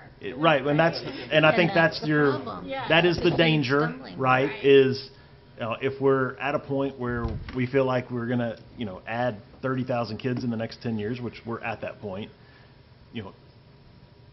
any decision that is made on that November ballot next to a bond has to be viewed as, could it be sacrificial to the bond? Or could it hurt the bond? And that would be something you'd all have to weigh that out. But it could also be done in the future, like there's not an expiring. When you do a bond, we're talking about, last time it was 0 increase, right? Yes, So let's just say it's 3-cent increase. yes, Right, this time around. yes. You're entertaining another 3 cent, right? I mean, theoretically. Now, the other issue, or what we have seen historically, and I anticipate we will see more tax compression this year from the legislature. So I think our tax rate is going down again, and hopefully significantly again. I would remind you that we're down 16 cents in the last 4 years. Almost 16 and a half. So you'll see some districts that would go through, they may have done a Vader, so rather than have a 16-cent decrease, they've had a 13-cent decrease. They've still significantly decreased, they just didn't take the full, or the same with the bond. They've done a bond that has been a 3-cent tax increase, but it never increased the tax rate, it just made it where it didn't go all the way as low as it would have. So there's a lot of different ways that these things happen. I think with the legislature this year, we're going to see accelerated compression. It's even going to be at a greater rate than we're currently seeing, just because of the funding available at the state level. So I do see that compression being greater moving forward. Yeah, but does anybody have a crystal ball on what appraisals are going to be? No. I mean, if we look at history, if we take out, if you take out your high and low, you take out last year 21%, we averaged 10% over the last, 9.8% annually. So if you take out the 21%, But you can't. Right. We also have the 10% homestead cap that we hit, so now you have about like 4 or 5% still in there that's hit next year. That's Yeah. my Automatically yeah, coming. next year I think we're going to be closer to the 10%. I think it can be higher than that. It could Personally, be. There's still a tremendous amount of free money that was given out that's going to be accounted for at some point, right? Where'd you get that from? You didn't get that email, Mr. Williams? Along with further tax compression, I think we'll see a larger homestead exemption also coming down. Yeah. And oftentimes, there might be a hold harmless associated with that. We'll see, a lot of times Yeah. when they pass different rules, like increasing homestead, potentially they'll give us a hold harmless so that we wouldn't feel it on our end. Yeah, I get it. I still think there's a tremendous amount of variables out there. I mean, There's a lot of variables. I understand the potential of asking this. I think that's, this is a workshop, so I'm just throwing out my personal feelings. I just think it would be difficult in our community and in our political environment to go to the community and say, we need a bond, and we also need you to increase funding as well, all at the same time, while they're also getting hit with another 10% increase in their property taxes. I just think it's a difficult position. I That's agree all. with doing it at the same time. I think it is a lot to digest. I do have a little bit of a reservation of us having a lot of hesitation to ask our community for what we need to be successful. When it's ultimately said and done, if tax rates were, not tax rates, but appraised values were going down, we have another issue that we're facing, right? Yep. Sure. And if we were in a situation where our scores, et cetera, weren't commensurate with scores of folks who have all these funding, because we're fighting with one hand behind our back, essentially, we have another situation. We're going to be outraged because we're not educating our kids, not to the same level as the surrounding school districts. So it's going to be a double-edged sword. Damn you, damn you. We have to try to do the best we can and put forth our best space when we're asking and explain this to the community so they can make the best decision as to how we proceed as a school district. It's in their hands. We're just here as administrators. Fair enough. Next slide, please. So this is our general fund capacity scenario with additional pennies available. Of course, a Vader would be required. This is taking the final 12 cents, once again, 3 gold and 9 copper. The additional local revenue, and we're being conservative, 5% property value growth would generate about $66 million. The additional state revenue on our golden pennies, there's 3 of those, would generate $10.5 million.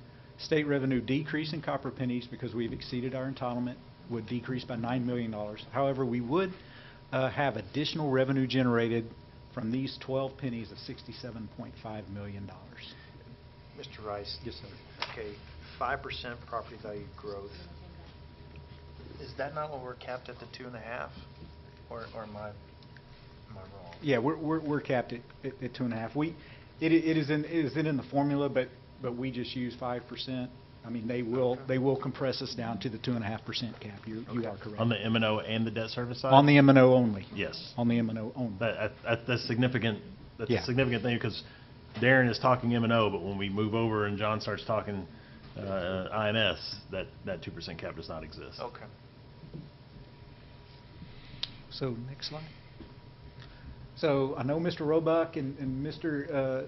Deese is going to talk about this, but I don't think we can talk about this enough. What is allowable and unallowable uses with our Texas school bond funds? Allowable uses are construction and renovation of facilities, acquisition of land, school buses, vehicles, safety and security upgrades at campuses, technology, and Ms. Nelson, this kind of points to yours. Bond expenditures for items with shorter lifespan will be paid off before the purchase becomes obsolete. So we will identify those items and tranche the bonds appropriately with their lifespan. Unallowable uses is salaries, pay raises, stipends, bonuses, operating costs such as utility bills, supplies, fuel, insurance, and building maintenance. I think that's what the public honestly doesn't really realize.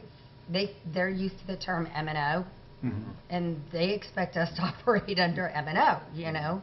And so when you see it broken down this way, I mean, in talking with people so much over the last several months, they don't understand, many of them, I'm not going to say that all of them, but many of them don't understand that there are only certain things allowable and certain things not. And it's not the way we're used to operating under the same terminology. Right. Correct. And it honestly gets harder. The more educated someone is, like in municipalities or you know, the harder it is to educate them about schools because it's so different, and it's hard for people to make that connection. Like if they know the county's budget really well, it is very difficult for them to understand the school district's budget because it works so differently, and you wouldn't think that it would. Right. But it does, and it's harder to help people see that. So. And that is all for our general fund capacity. Yeah, any questions for Mr. Rice? Certainly Mr. Rice will be here, so we can circle back, but any questions for Mr. Rice on the M&O side before we make a move here to the bond indebtedness side? Okay. Mr. Roebuck, these are new folks for you. Maybe an introduction from you and your history, a little bit of what you do, where you do it, and how long you've done it here would be helpful. My name is John Roebuck. I'm with BLK Financial Securities. We've represented the school district since, gosh, I moved here in 2005. So we've been through a couple bond programs with the district, done a lot of bond issues, done a lot of transactions to save money for the district also, which we'll go through this presentation. But I've been doing this since 1999. Licensed to be an advisor to schools, cities, counties. I represent several schools in the area and cities, and Montgomery County also. So I've got some experience doing this, and I always enjoy coming here because you all understand that some of my clients don't. So I enjoy taking this time to talk to you. You live out here too, don't you? I do. Actually, we moved a little further south a couple years ago, but I've been in the district for a long time. Yep. I gave him proper grief about that, but just Okay, good. I have prepared a presentation for you guys tonight, kind of go through your current debt and then also the capacity analysis we initially ran based on a bond election in November of 2023. Really goes to the factors that determine capacity determines how we set the tax rate. And again, this is separate from the maintenance and operation. This is purely the debt service side. So this is the tax rate of 26 cents that Mr. Rice was talking about. This presentation addresses that portion only. Over the years, since 2008, the district has been fiscally responsible by refunding or paying off debt in cash prior to maturity and generated savings of over $174 million. That's real dollars that have been able to keep the tax rate where it is and will obviously save money for those taxpayers. It also creates capacities for bond programs that we're talking about tonight in the past and in the future.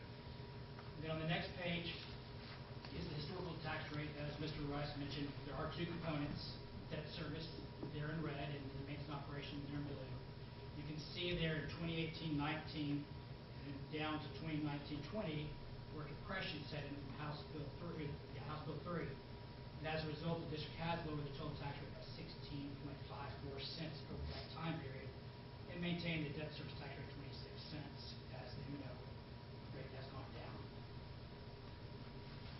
Next page is existing debt service for the district. We have historically structured your debt to be 25 years. A lot of the projects that were financed with these debt obligations are schools, which have a useful life of 40 to 50 years. So on a conservative basis, we've gone for 25 years because on a traditional yield curve, you have a lower interest rate at the very beginning of first year, 1 year, 2, and then in year 30 or 25 is higher. So by doing a shorter term interest bond issue, you actually reduce the interest cost you're paying because you're paying it off faster.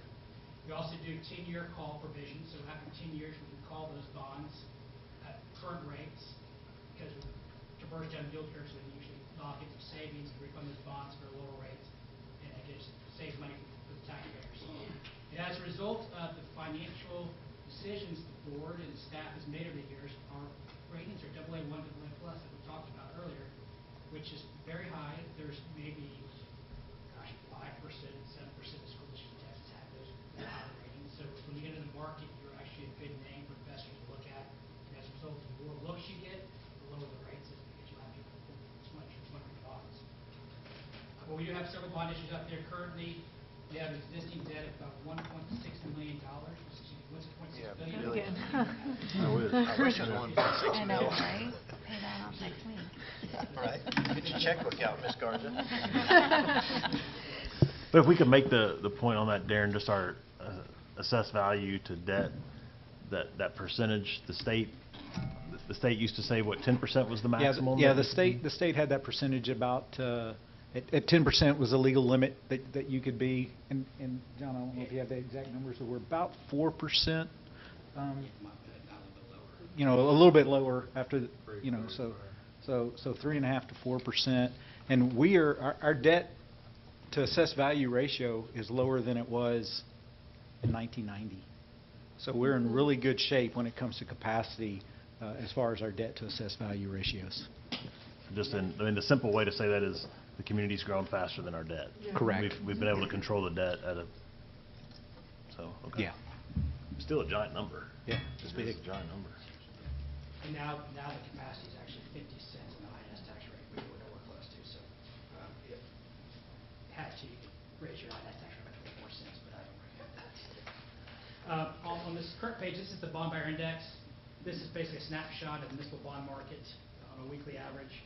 Current rate is at 3.72%, and this is based on bond issues across the country with a 20-year average life.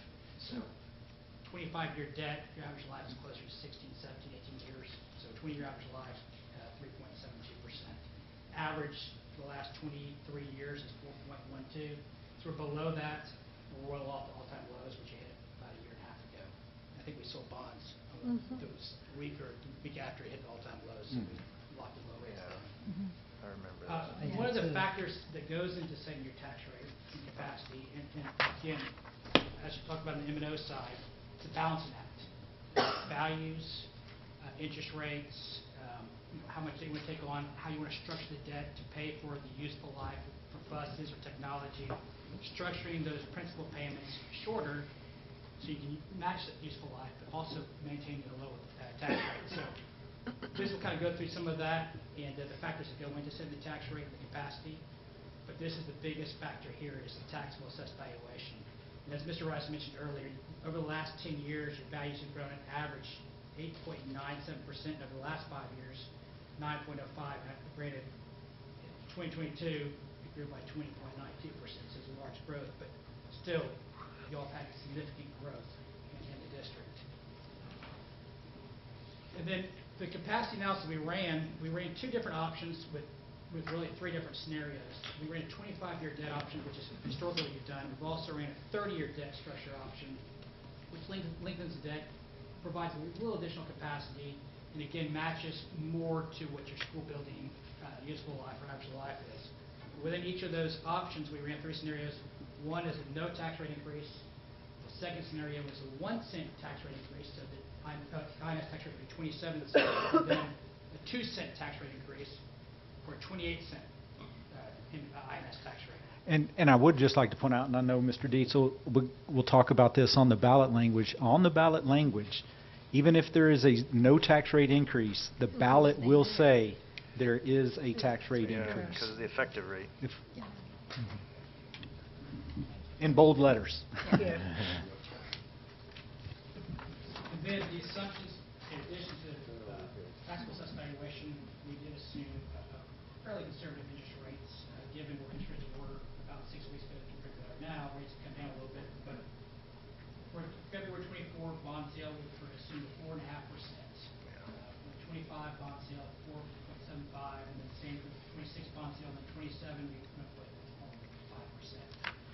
We did sell bonds today for Conroe, that came in less than 4% from all costs. Again, split the year, PSF went away, it was a lot of but I think this is very conservative look at interest rates.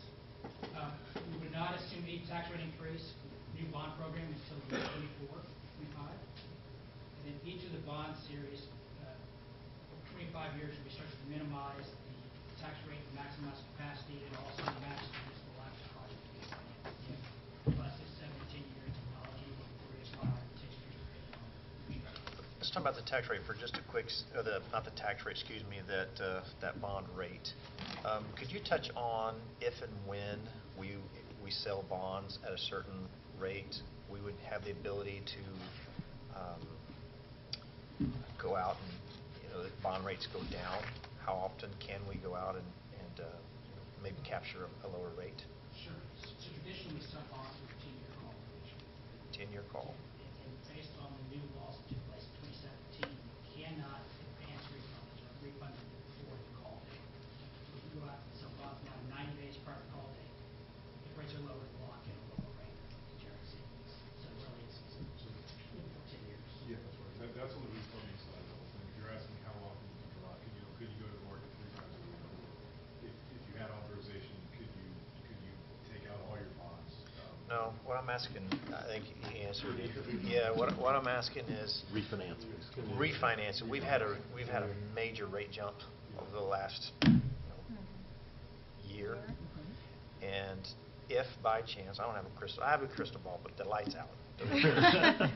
But if it did, there be a chance of a significant decrease over a 18-month to 2-year time period? Would we have that ability to go back and say, hey, we want to redo this? But I think what you're saying is not anymore. Only in the Some of 10 the old years. ones you can. Yeah. The old ones I don't think we'll ever touch. Yeah, because it's Right, low. 'cause They're way too low. But you're below the average here. The chart you had before, below the 4.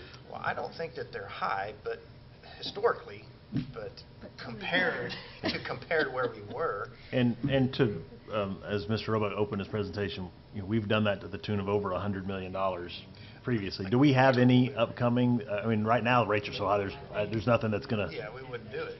Yeah. Okay. So it would be 10 years. Yeah. Okay. But we do have some current outstanding debt. Let's say if rates were to go down in 2 years from now, we probably do have some existing debt that would come up that could be called within the next few years. Wouldn't be the new sales, but it would be some previous debt. Yeah, exactly. So Okay. Each year we evaluate which they have to be called.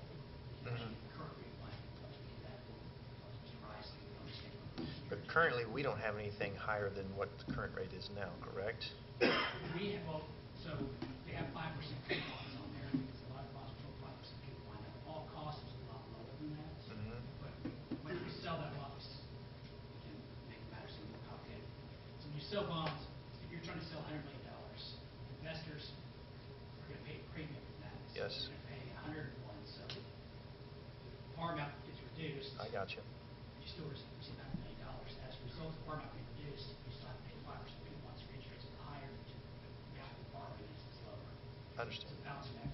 That's assuming the interest rate is lower than what your. That's my point. And so, young yield curve usually, as you know, yield curve, usually the steeper yield curve is today, your rate savings by 10 years. Too many numbers. Okay. But we do have the opportunity to, again, pay bonds off early by putting money in escrow, or as Mr. Rice just told me, we can do taxable refunding. Again, taxable rates are not always attractive, tax increases. Okay. I think we'll come up with, this is again for planning purposes. This is recorded. Lock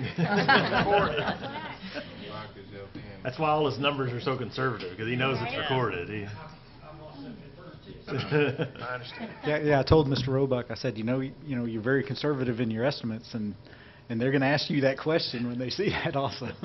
I've had a bond program where we had a company coming in, it was going to be $1 billion in value.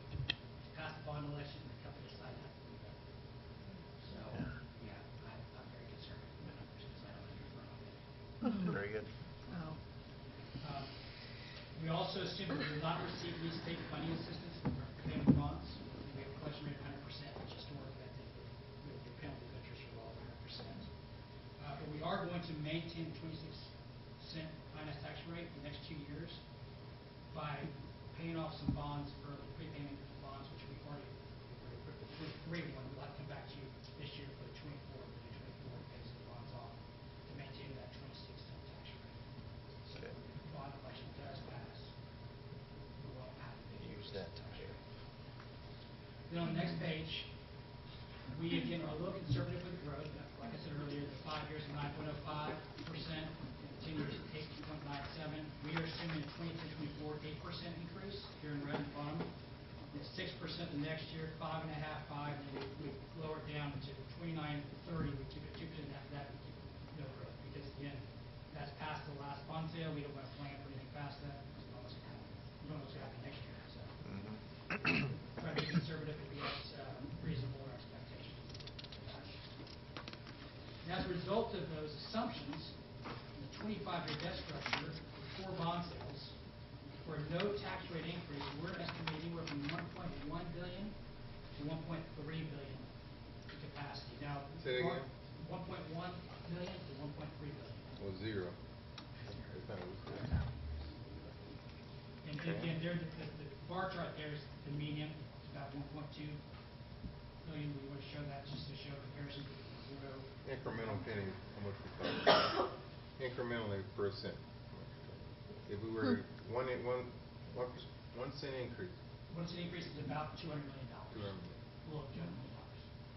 So 1 cent is 1.3 to 1.475, and then 3, or 2 cents, scenario 3, 2 cent increases. Okay, she got it in the chart, I just need to look here. 1.65. I'm sorry, it's right in front of me. Yeah, that's all right, but my question to that is, no tax rate increase, is that after the potential, Compression? Compression, thank you. After No the potential compression on compression? debt service. Yeah, this Okay, so this is just debt this service, is got it. purely IS. Thank you. What the state does in the M&O side, is what the state does. This is just for the bond. Got it, very good. So Thank when you. I say 26 cents, we're saying keep maintaining 26 cents per CFR. All right, okay, very good. Then, if you look at the next page, for the 30-year debt, we actually generate about $75 million more capacity for each of the 3 scenarios. So instead of 110 million to 100, 1.1 billion to 1.3, it's 1.175 billion to 1.375 billion for no tax rate increase. And- It goes up all the way by 1.7 billion for 2 cent tax rate increase. And I'll just make the point, we just had to create 3 scenarios to bring you. So obviously, you could have ask us to look at a different number, we can bring you that. You're not confined to any of these numbers. It's It's just just conceptual. we needed to come up Right. with the numbers to bring you so you could see something. And that's a great point, Dr. Moe. This is just a starting spot. So once the committee gets together and they come up with the needs list, and timing comes up and we say, okay, we need $200 million next year, we need $500 million. We'll change the bonds and sales around and basically restructure it all to try and, again, minimize the tax rate increase. So this is just a good starting spot. And then on the next page, talk about the difference between 25 and 30-year debt structures. Historically, I told you we've done 25-year debt structures. There on the far left, you see Lamar, Katy, Fort Bend, all the 40. Pasadena, all do 30-year debt. Actually, Lamar does 40-year debt in a couple of cases for some of their projects, school district projects. Yeah, school districts are limited to 40 years. That's the maximum we can go out. We don't see a lot of 40-year debt out there unless there's financial strain. But a lot of schools do 30-year debt, but again, because of the fast growth, they're trying to plan for the future, try to stretch that debt out, give capacity for other bond programs within that. Can you go back to the 25-year scenario? I'm sorry, Sarah? Can you- Okay, and then that would be 300 million, okay, for the first bond call. Yeah, part of the, it's an interesting challenge that I've learned, truthfully, that I learned through the 2019 bond and working with Mr. Foster is it's not just about the total amount, because the community will hear, like in the last bond, past $650 million. Well, we're not going to sell the $650 million of the fourth year. So it's not like all those projects can start right away. And that's part of the challenge, part of the, what we have to educate people on is just because if we were to pass a bond in November and let's say it had 2 high schools and 2 junior highs and 6 elementaries, they're not all going to start right away. Some of those schools won't start until 4 years from now. And that's because you only sell $300 million a year, so you can't be under contract. It is confusing for people. Is that realistic? I mean, that's like, what? A high school? 300 million is a high school. Yeah. We would probably have to divide, like in this scenario, We divide. at 300 million, Yeah. we know a high school alone could do that. We know Conroe High's the most Yeah. pressing need. So I imagine Mr. Foster would have to have a plan to break that contract into different pieces to allow us to. And we have done that with the current Conroe High School. Yes. Alright. Yeah. And it's really not breaking the contract up, it's Right. breaking the funding model. Yeah. So Yeah, the funding we model. commit to the full funding. Yeah. They know they're getting funding A in this year, funding B next year. Right. So we pay attention to the cash flow cycle of the construction project to make sure they're able to pay their bills along the way. We'll match those bond sales to those needs as we go forward. Yeah, we work very closely during that time to make sure that we schedule our sales to match his project needs. And so I guess the headline here is up to 1.3 would have no tax rate increase. No tax rate increase. Correct. And if you- I don't think it makes sense that it's no tax rate thing. Have it on the ballot as a tax rate. Ballot is going to say, It's still going to say. this is a tax rate increase. And I think we've seen some districts like doing one One- penny, right? one John penny. or Marcus, what has been your experiences recently?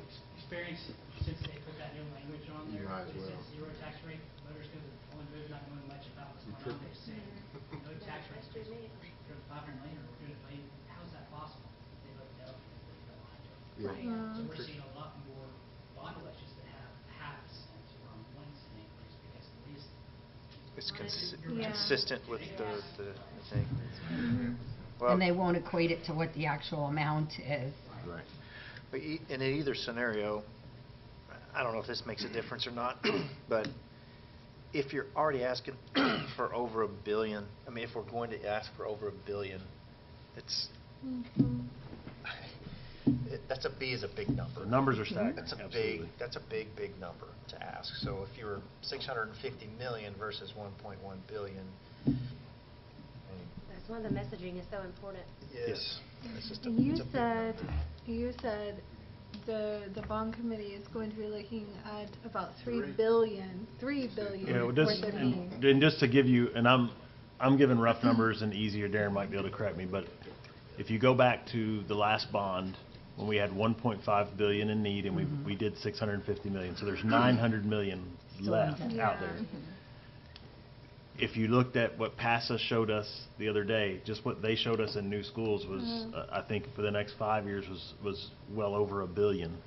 Yes. Plus the needs that have occurred since the 2019 bond that in EASY's facility assessment that will show up. So that's where I'm giving a rough number. Like I haven't sat down and done the math, but I think the rough number is going to be roughly $3 billion that they will see.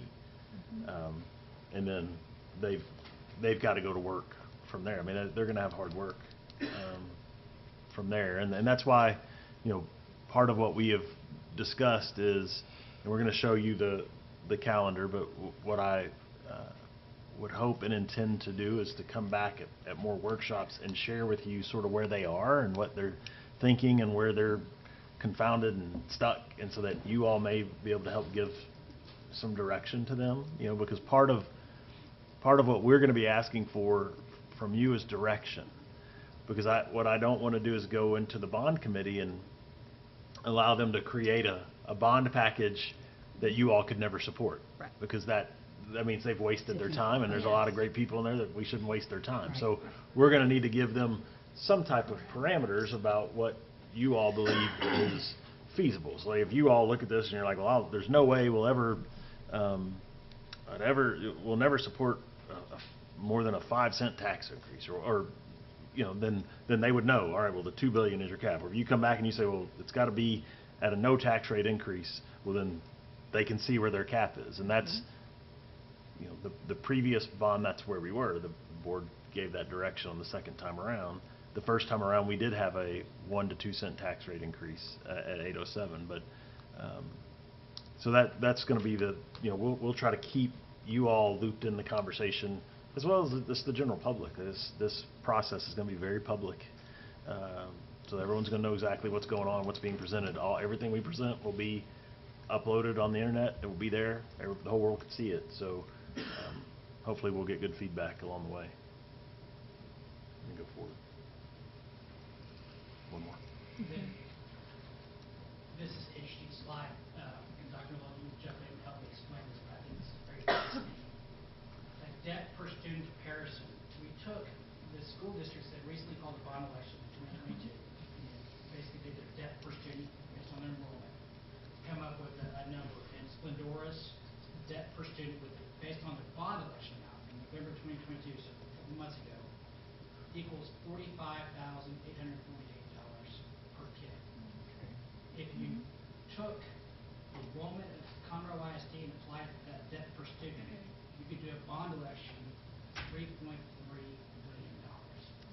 So just because, based on the amount of students and the bond election they called, you can see kind of from a comparative standpoint where Conroe's bond election would fall within those enrollment numbers and the bond election amounts, how much Conroe could based on the, I guess, the 23-24 budget student enrollment. And once again, you know, what anybody else does not drive what we do, but we have to benchmark ourselves. And as these numbers become staggering for us, it's how do they relate to other, you know, people around us. And that one of our challenges that we speak to all the time is there's a lot of advantages of being in Montgomery County. It's a wonderful place to live. We all love it. The negative as the big school district in Montgomery County is we're surrounded by small districts. So when the world hears Montgomery say, we're going to have a $326 million bond, the world says, oh, that sounds like a reasonable number. That's great. They passed it very easily. I think 70%. It was a well-done program. Well, you take their enrollment compared to our enrollment, that would be like us doing $2.5 billion. Yes. Because we're that much bigger than them. And we based this on, because this bond election would occur next November, so we used our budgeted number for next year as we did this math. But I think that's important, and to Ms. Dungan's point earlier, messaging and education is critical, because it's hard when Montgomery does 326 and Splendora does 201 and Magnolia does 228. So all those numbers sound very reasonable, and then we're gonna roll in with a big B, and people are gonna go, whoa, a B. I would be but interested to see, so I noticed Katy and Fort Bend fell off. They're not on this slide. You did call a bond election last year. These are the, okay. These are just the most called bond elections. But they had one the year before, didn't they? They had one. Wait, you don't like my Amy did that. Yeah. They're staggered. They actually had authorizations to let them call it bond election because just they want to make sure they have this pipeline. And it's, part of the struggle is going back too far. You go back to 21 or 20 before inflation, they're going to struggle to fund, they're going to struggle to build what they said they would build just based on that. But like Willis, for example, they actually had a bond in 2020 as well. So they've done 2 bonds since we did our last bond in 2019. I think their second one was 100 million. So they would be over, they'd be over 2 billion. And that's just what we're showing here is the portion that passed. So Klein, for example, their Proposition A was 895 million, or maybe, or A and B, but they had a C and D. Those did not pass. They're not included on here. This is only what passed, not what went forward. Yeah, total, I think. Yeah. So, all right. Yeah. It's always interesting to compare yourself. Yes. And then the last couple pages go through the historical Texas School District bond elections since 2015. So for the last 8 years, there have been 971 elections called, totaling $116 billion, proposition of 1,333. And again, Mark's will get into this. One of the new election law changes is that you have to split a lot of the propositions for the projects out. You have school districts, buildings in one, and technology, and athletics. So voters can pick who they choose to vote for. So getting the messaging very important to make sure it all passes. So the approval percentage over the last 8 years, about 89% on a dollar amount basis and 66.8% on a proposition basis. And then on the next page, we broke it out based on the November 8th election, the last election cycle. Propositions. So there's 77 propositions that deal with general purpose, 24 athletic, CT facilities, multi-purpose centers, and so on.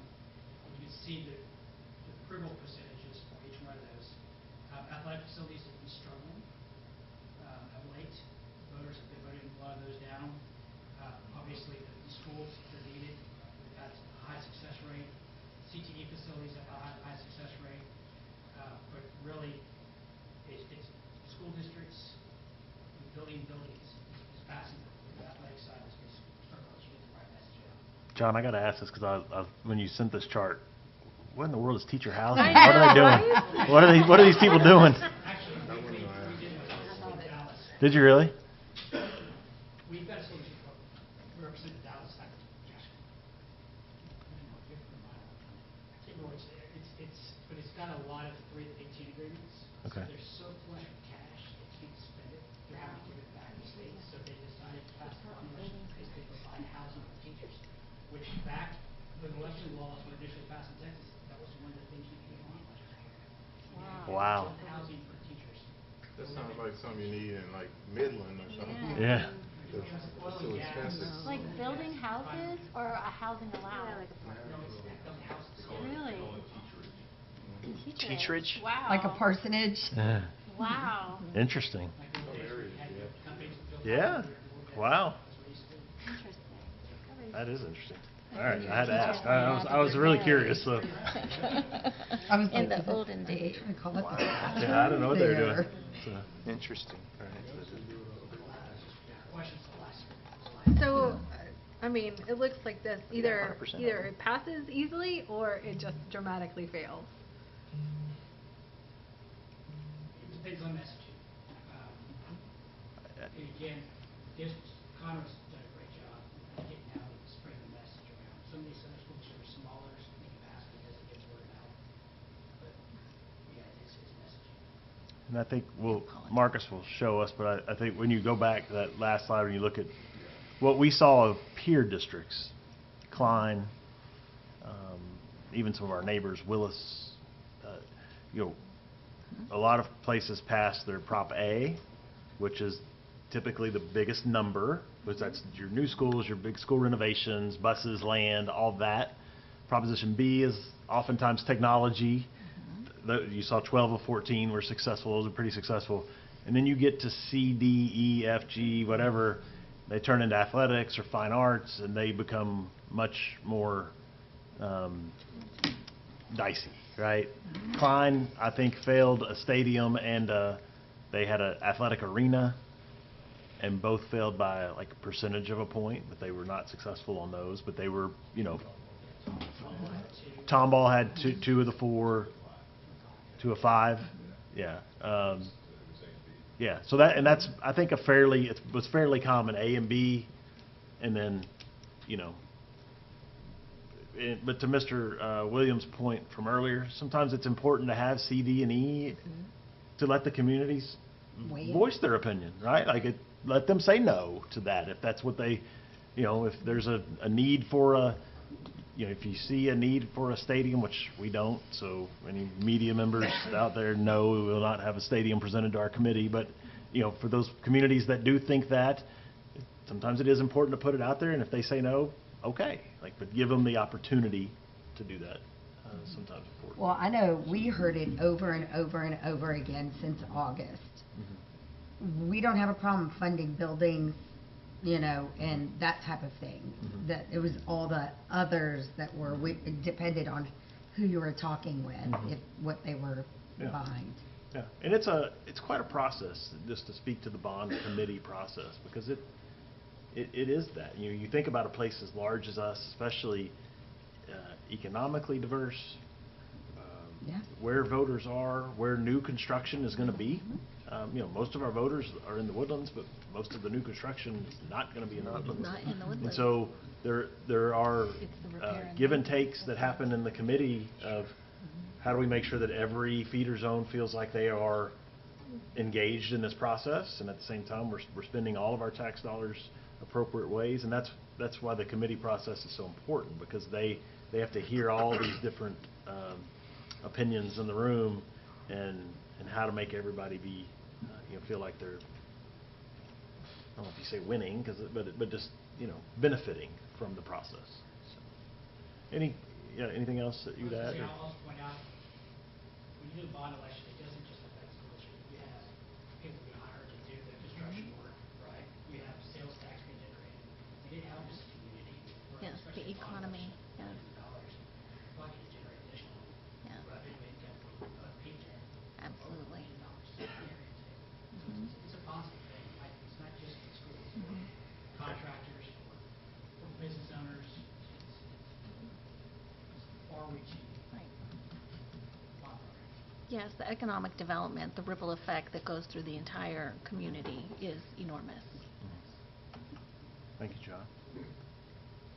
Would you all like to take maybe a 5-minute break, just to move around a little bit? And we are, I know on the agenda, it looks like we're halfway. I think we're a little beyond halfway. We've dealt with a couple of the bigger presentations, but let's take a quick break, and then we can come back and keep moving.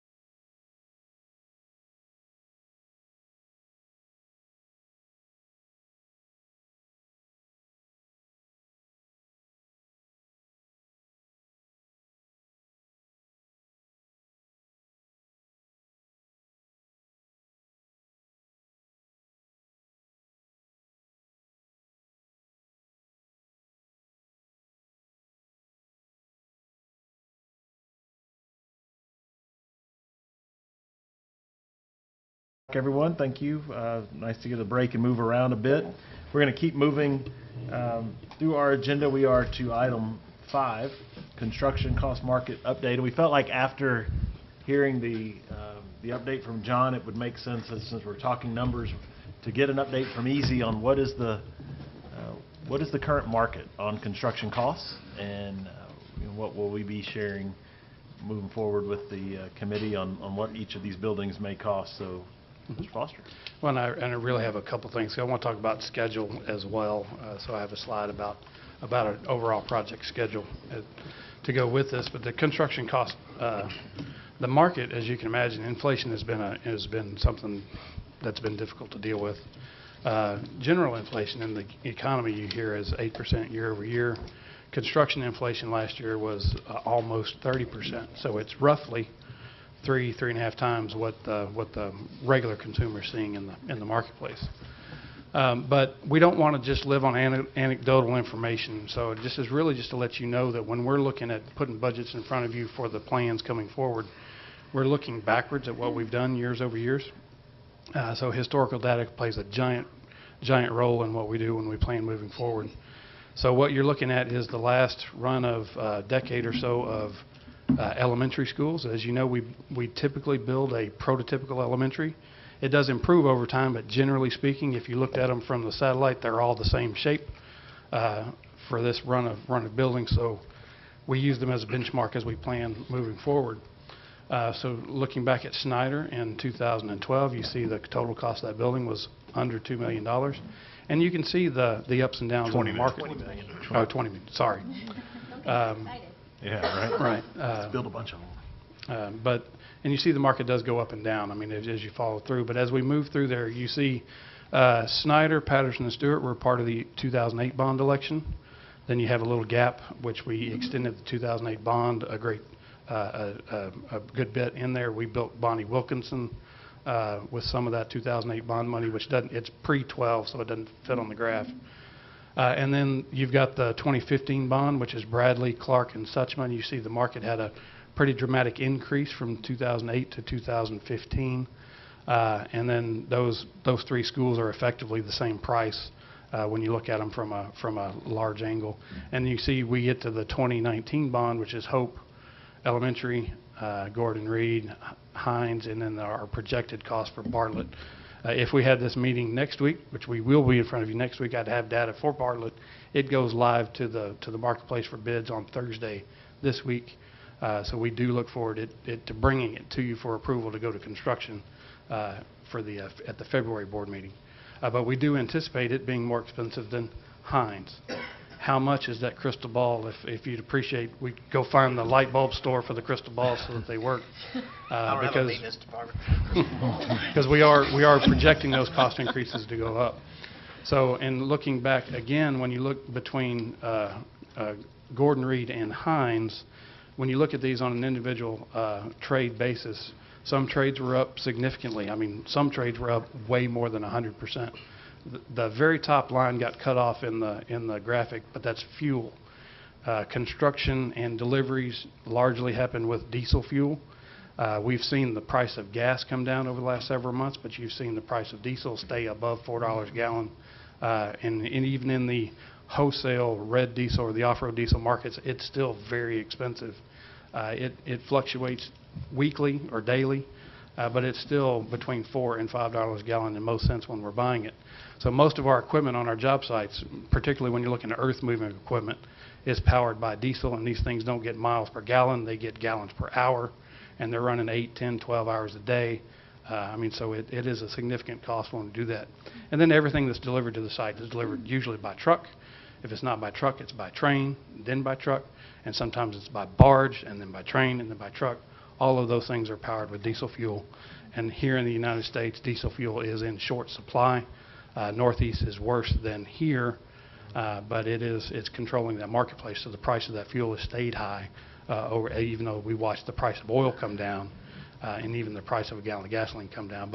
But every trade on there has been up. I mean, most are up 20%, 30%, but the collective average of those from 21 to 22 was almost 30% across the entirety of the projects. So all that being said is we track this regularly. We keep our ear to the ground so that when we put a budget together, the budget is thoughtful with what's going on in the marketplace. We'll look backwards to like 2008 when when the construction market took a nosedive after the housing bubble bursts. My crystal ball is not saying we're going to look at something like that. We're seeing interest rates stabilize. The loans out there appear to be good loans, not like they were, a decade ago. So growth, as you've seen the PASA studies, continues to be projected moving up. You've seen the number of bonds pass with Mr. Roebuck's presentation. So the marketplace for educational construction is really difficult. There is a lot of volume in that marketplace. And with a lot of volume comes decreased competition. So it really becomes, the contractor's market for telling us what prices are. So we, as Conroe ISD, work really well to be cognizant of what's going on and still trying to get good competition. But when there's 30, 60 billion dollars worth of schools to be built in our general geography, we're all fighting for the same construction resources. So this is really just an information point to let you know we are expecting big numbers to come back, but they're built in what we feel like is a credible data base. So it's not like we're hoping these things will be this expensive. We think they will be. And the good news with bonds in general, if they're not this expensive, we don't spend that money, which is how we generate savings long term. So when I bring you a project for approval, if we told the voters it would be a $50 million construction project and it comes at 45, I make the request for 45 million, not for 50, right? So that Darren Rice controls, and his department controls those overages or the excess funds that I don't request. It's when if we were to underestimate and they go way over, that really causes consternation. So, because if I told the voters it's 50 and it comes in at 55, then I got to go, Mr. Rice, can I have another $5 million from somewhere to cover this excess? And we've run into that crystal ball projection a little bit, and that was that $18.8 million that we'd asked for back in November as contingency. We haven't touched it yet, but we want to be prepared just in case those emergencies arrive. But our budgets are real, so to speak.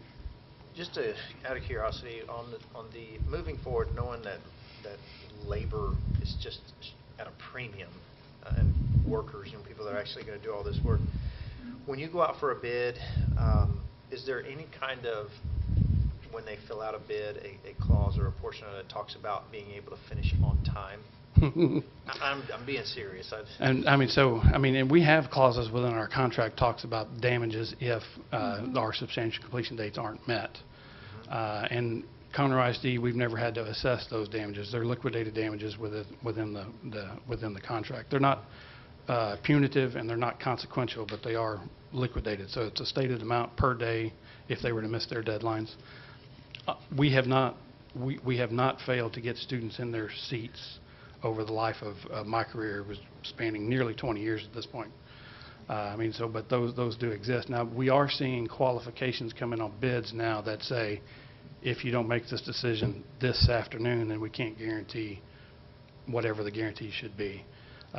And that's an odd situation to be in when they know we have board cycles to deal with. So if we bid on Thursday, it won't come until the February board meeting. So we're looking at about a month span between the bid and the approval. So our contractors are having to, use their crystal ball to find out what the problems could be and plug a budget to solve those if they were to occur. I don't know. No, okay. I couldn't. It was right in your face. Okay. But when it comes to the interesting part of the marketplace we've encountered in the last year or 2 years has been a shift towards the manufacturers and the subcontractors having power in that conversation. Rather than me telling them they have to get it done in 2 weeks, they're telling me it'll take 10 months to get the parts, and then we might have the labor to do it in 2 weeks. Right. But, so it is something that we're, when we put a budget up, that is genuinely part of that conversation. Okay. So, leads me to my next topic, being planning schedules. So, as we get, the longer we wait, the more things cost, right? So our 2019 bond referendum was built with a funding model that says this school starts in year 1, this school starts in year 2, and year 3 and year 4 and so on. We had a 6% escalation modifier in our budget. So when we do our baseline on year 0, like we would, Bartlett Elementary is my baseline for year 0 for the current planning cycle. If we projected 6% to year 1, if Bartlett came in at 37 million, like I'm hoping it will, it would be 37 million plus 6% would be our budget for year 1 of the next one, assuming it bid 1 year from today. And we were generally above, so inflation was below that 6% for the first year or two of our 2019 bond, and then we hit a 29% increase for this last year, and then we're anticipating about a 10% increase for the current year. So our under has helped us deal with the overs here recently, but again, that $18.8 million was to help insulate us from any Mr. Rice, can I have some more money conversations? Because we want to be as close to the real number as possible without going over like Price is Right. But it is literally a crystal ball game. What will construction cost in 2028 or 27 or 26 and so forth? So then when we look at our planning schedule, and this is kind of to get your feedback, because what I need to ask your permission for is to have Dr. Null put an agenda item for next week to kick off the design assignments for 3 fairly significant projects. Could you make this any smaller for us? I know. Yeah, he prints these out and brings them to my office. I'm like, oh, I gotta read this. I couldn't see it in the And when we don't have our cheaters, the piece of paper is as long as the table. But that has to do with a long process. So what I've put on here, there's some significant dates. So the graph on the far left starts with the EdSpec process, which we began in earnest in October of 2021. The blue vertical bar, the light blue vertical bar, is where we at currently in July and January 2023. So you can see some processes have been ongoing for a little over a year in the process to get where we are today. Beginning in February of 2023, which is right around the corner, literally, I need to start the design process for a new high school, a potential 7, 8, 9 secondary campus, and a new elementary prototype. And the critical path for that is, as you can see, the green bar, the green vertical bar, is the potential November 2023 bond election. Should that election be successful, we need to be able to go right to work, particularly on the elementary school for construction. If the elementary school, or any number, it could be 1, 2, or more elementary schools that need to open in the year 2025, I need to start that design right now so that we can permit them, bid them, negotiate the contracts, bring them for board approval, and start them in March of 2024. So I'm able to do that, I need to start now.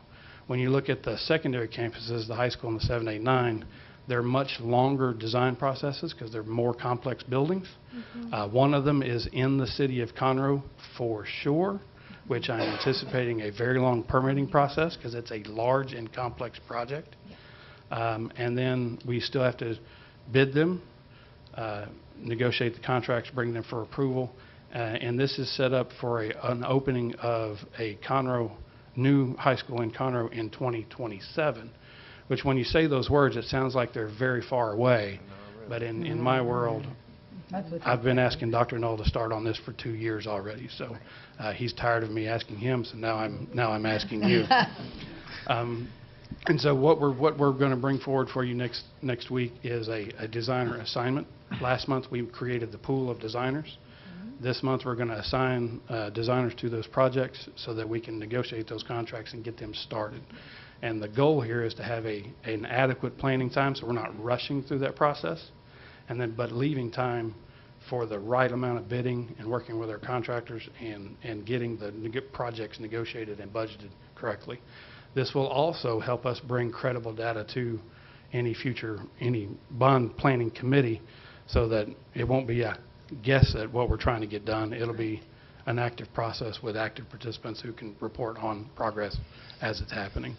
The good news is if the bond were to not pass, or this wasn't, we will eventually build these schools. Design is not wasted. I mean, but it is a commitment that we need to be in front of, so that when the voters say yes to our request, we can move to work immediately.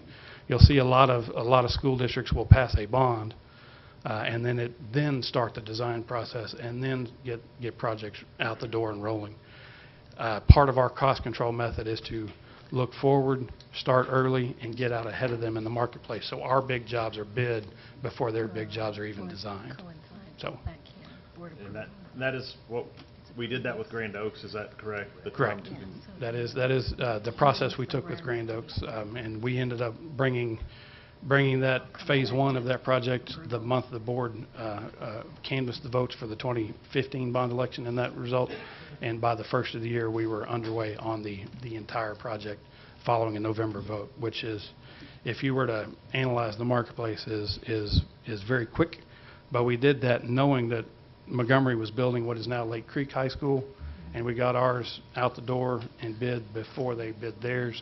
And we had a better selection of subcontractors in the course of that big project, because we asked first. And the world, a lot of times, is if it's available, I'll take it. But if we wait, somebody else will take it. So that's just kind of the analogy for where we find ourselves today. But if you were to say slow down, I will absolutely slow down. But the consequence of slowing down could be a later opening. Moving a month or two today could cost a full school year if we're not careful.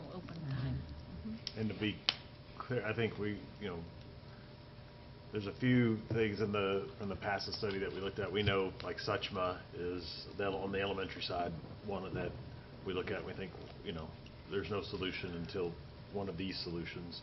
But I think when you see new elementary, that's probably what you're seeing there. New high school / 7 to 9 campus, you're looking at, York and Grand Oaks being over capacity. But the biggest one certainly is Conroe High. If we don't make it to 27 and we push to 28, the PASA numbers would tell you at that point Conroe High is going to be, I think it was 6,500, 7,000 students at that point. So while you might think one more year, the last couple of years while we're waiting on this high school to open are going to be a lot for our friends across the street. So, okay, I get that, but if we don't open a school on the day school starts, you're saying you can't open the school until the following year? It's too difficult to change in the middle of the year? Well, when you start looking at high school is a completely different animal than elementary school, because we do have a history of open elementary schools. Back in 2000, and I believe it was 7, we opened what has now been Milam Elementary. Okay.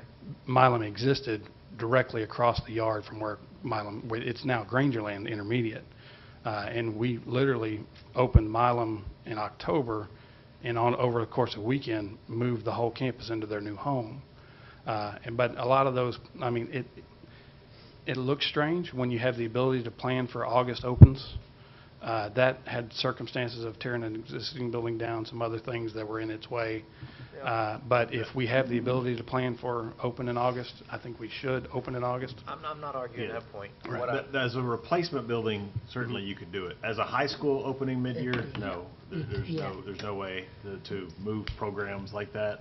And The split. UIL and everything else, that would That's what I cause was a total meltdown. Okay. But even in elementary school, I think if you were to say, like, we're going to open a new elementary in January, or at the semester, or even at any point mid-year, that is a significant change. Anytime we complicate what's already a complicated process is when we make big mistakes. So when you go in the middle of the year and divide an elementary school, you're going to have a ton of parents that aren't going to want to move. Transportation becomes so when you can plan, we need to plan to open them. I agree. I guess if it is, I don't want to be rushed into something because I might miss it by a month. But if you're telling me, I don't know how to say And that. yeah, I'm and I just think saying the- be held hostage, saying, hey, you got to make a decision now. No, and because I we think don't- the we're key gonna to wait this- an entire year. I get what you're saying, Yeah. but I just want to get that out there. Yeah, and the biggest key, and it's something that I've pressed Mr. Foster on, is none of this can be wasted money, right? So if the bond were to fail in November, or do we stand to lose any money? The answer to that is no. Based on our demographic study, we know we're going to need more elementaries, at least one more high school in our future. So if it just means that, you know, the plan is done and sitting for 6 months, then so be it. But it, you know, it does get it on the table for us, I think is really, is where he is, you know, trying to help us to Yes, move forward I on. get And as he said, he's been wearing me out for 2 years, so I'm happy that he can now come and wear y'all out a little bit on it, so. I don't know, I just wanted to better understand if we Mhm. don't do it, if you miss it by Mhm. August, you got to wait an entire year. I want to at least understand why I have to wait an entire Understood? year. Mhm. Yeah. Yeah, and that's really, if you had the ability for a mid-year start, I mean, that exists in the world. It's just, it complicates the process for everything that Dr. Knoll mentioned. I mean, UIL, when you've got junior high and high school, sports, individual programs, zoning for Mr. McCord, and how, because if it's a brand-new elementary school that we open in January, where did they go to school in August, right? So, and time is our friend, right? So if we're rushed through the planning process, and not that we're trying to rush you, the board, to make the decision, but when we brought the ed spec in the December workshop, we pushed that for a month. Yeah. And I'd made a comment to Ms. Chase during that is, if I don't start now, I can't open I mean, and it's not that dire, really, but, you know, if we wait a month today and we wait a month next month and we wait a month, I mean, so that's why I say we have to be very careful, because it can lead to some consequences for a delayed open, because there's some unknowns in there, right? The city of Conroe may hire a ton of staff and permitting happen in 30 days like they suggest, but this would be by far the largest project in Conroe, the city of Conroe's review plan when we get there. And I don't anticipate, even if they had a bunch of staff, that they would do it quickly, because it is going to be very complex and very large. Okay. I mean, so I want to give them enough time to review it, so when we do come to you for proposal, for GMP approval and construction to start, we are absolutely ready to start. Not, we've been approved, but we're waiting on the permit. We want to go shovels in the ground immediately, and we just want to try to plan appropriately, so we spend the right amount of time programming and designing, allowing for permitting, and then the appropriate amount of time to bid it, because an elementary school, we usually advertise for 2 to 3 weeks in the marketplace. People have time to respond. But a high school is, a lot of people would like a month or 2 months so that they can digest it, right? Because it's so big and complex. I mean, so every process for the high school is much longer, but the elementary school is also vitally important, because that 2025 date, as Dr. Knoll pointed out, PASA says, and we see the evidence. We have schools that are full right now, and we need to kind of work to put something in place. And if we go through the prototype process and we land that we still love our current school, I mean, that may come out of that, but we're going to go through some iterations with our elementary, Dr. Shelley Winkler, and her staff, to make sure they're happy with what we're proposing.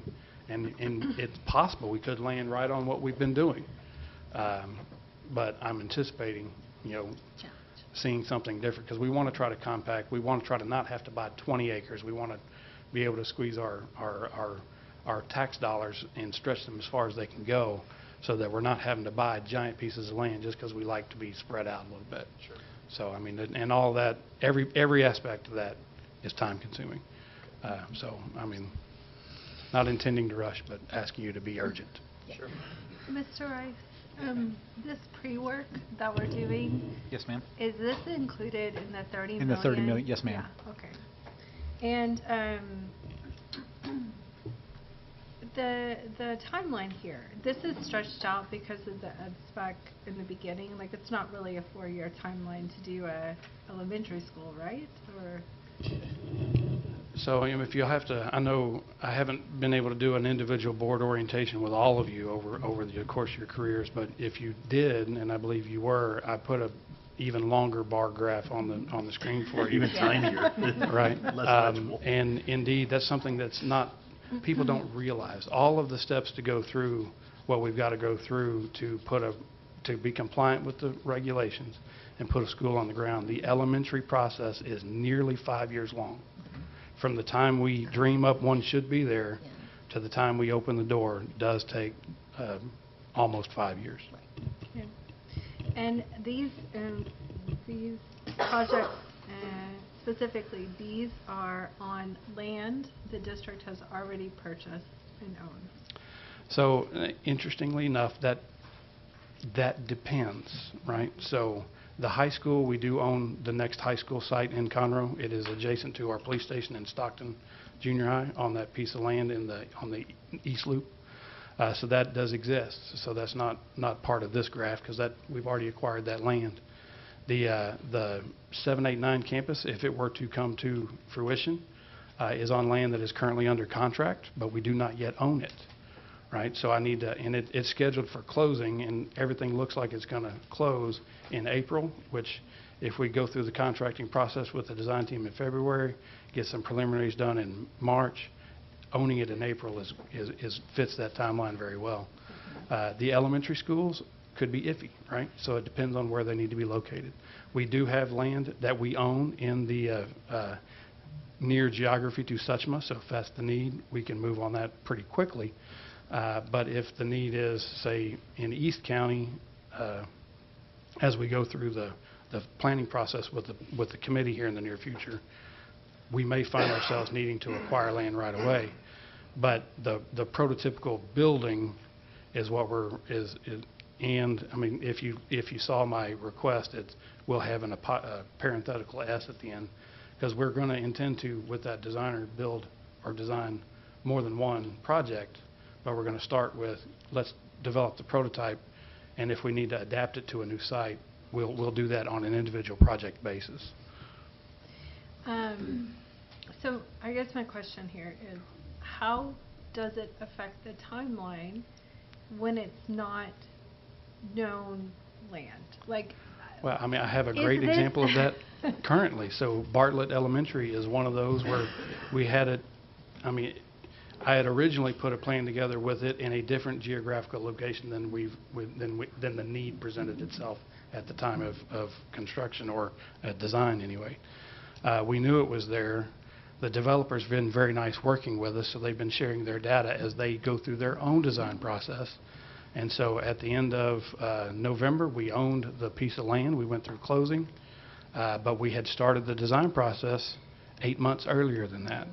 So we designed the building, which is prototypical. There wasn't a whole lot of rework in it because a lot of things are exactly like the school Dr. Hines' school or Hope really is more the facade representation of that building. But the civil engineering side of it is where you're really going to get, I need the land to figure out where the drainage is going, where the water's coming from, how the streets and roads connect. And that's where working alongside that developer is very helpful. My engineers and his engineers work together to develop the plan so that when I finally got my topographical survey at the end of last week, it did actually match the plans that we had put together, which was a little bit of crossing my fingers, hoping everything works. But when the teams work together, the process can be sped up, so to speak. I would have rather had a year to work with the civil engineer, but I ended up with about 6 weeks to work with the civil engineer because of the timeline to buy that particular piece of property. Had it not moved, we would have owned the property, had the civil engineering, had all the things to connect to, but the need moved, and so we shifted with it, which I think is a testament to the design teams that we hire, because they are flexible and willing to change and move on a dime. So, and they did that for us, and with all, everybody, if everybody will touch or knock on wood or whatever, we'll have a budget that we can bring for you for approval on Bartlett Elementary. But it is just that we moved to buy a piece of land and design a school at the same time. And we, as a history here in Conroe ISD, we've done that several times as we've been a fast growth district for a while. My very first job with Conroe as a contractor was on a piece of land where I had a guaranteed maximum price ready for the board, but y'all didn't own the land yet. And we were still able to get that school open for the school the year that it was scheduled to be open. But it takes a lot of partnerships and relationships and working together to get that done. And that's something that the folks in my office work very diligently on to make sure that we have quality contractors who are willing to jump when we say jump. And we're not perfect, but we feel like we've got a good team. And we're going to open up to advertise. Everybody in the world is going to get to compete, and we may find a better team member out there. But this is the first step in that process. And then once we start the design, I will come back in a month or two and ask for a contractor selection process, because we want to be able to put budgets on these as we go. And one thing that I haven't mentioned yet in this, but we'll need all this data to talk to the committee. So otherwise, we're just guessing at what a high school might cost, or an elementary might cost. We're going to want to put real-world data to their conversations as well. In general, what kind of float is included in the timeline? And so when you talk about schedule float, I haven't loaded the resources on this particular graph. I mean, this is really just an Excel spreadsheet, so I can manipulate blocks. So is there float? And absolutely, but I've not done the forwards and backwards pass on actual durations, because I'm looking at this from a month-to-month standpoint, because if we're asking for board approvals, they happen once a month. Trying not to ask for special meetings. So it's really, like I said, if we needed to wait a month, we could, but we need to be careful how many months we wait, because every month we lose on this end doesn't move the end date necessarily, but it compresses all the stuff in between it. Understood.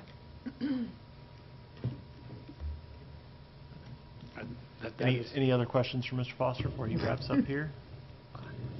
And He'd be happy to answer. He can talk about this stuff all day long. I mean, yes, this is my special topic of interest, so I'm happy to elaborate. But again, this is just seeking feedback on, because if collectively you said, no, let's wait a month, I mean, I will grin and bear it, but I will be back. So I just want to make sure I understood why, that's all. Yeah. Do you have the same bar graph for the high school cost, or no? Say that one more time. Do you have the same comparison year over year for high? Well, I guess we don't build that No, many we don't high build Correct. I mean, and even But Build every 10 years. how much was the Grand Oaks So again? I need to clarify one Okay. statement, right? So when we talk costs, we're going to talk all-in costs. So that would be, sometimes it would include land, but most time it wouldn't. We hold land separately. But the design and construction and the furniture, fixtures, and equipment for Grand Oaks came out to about Turnkey. about $150 million. And the contingencies? Say it again? And the contingencies? So there was contingency within the construction project, and we ended up returning, over the course of that job, about $3 million of that contingency. So, and that's why I want to differentiate construction and all-in. The construction contract started at $135 million.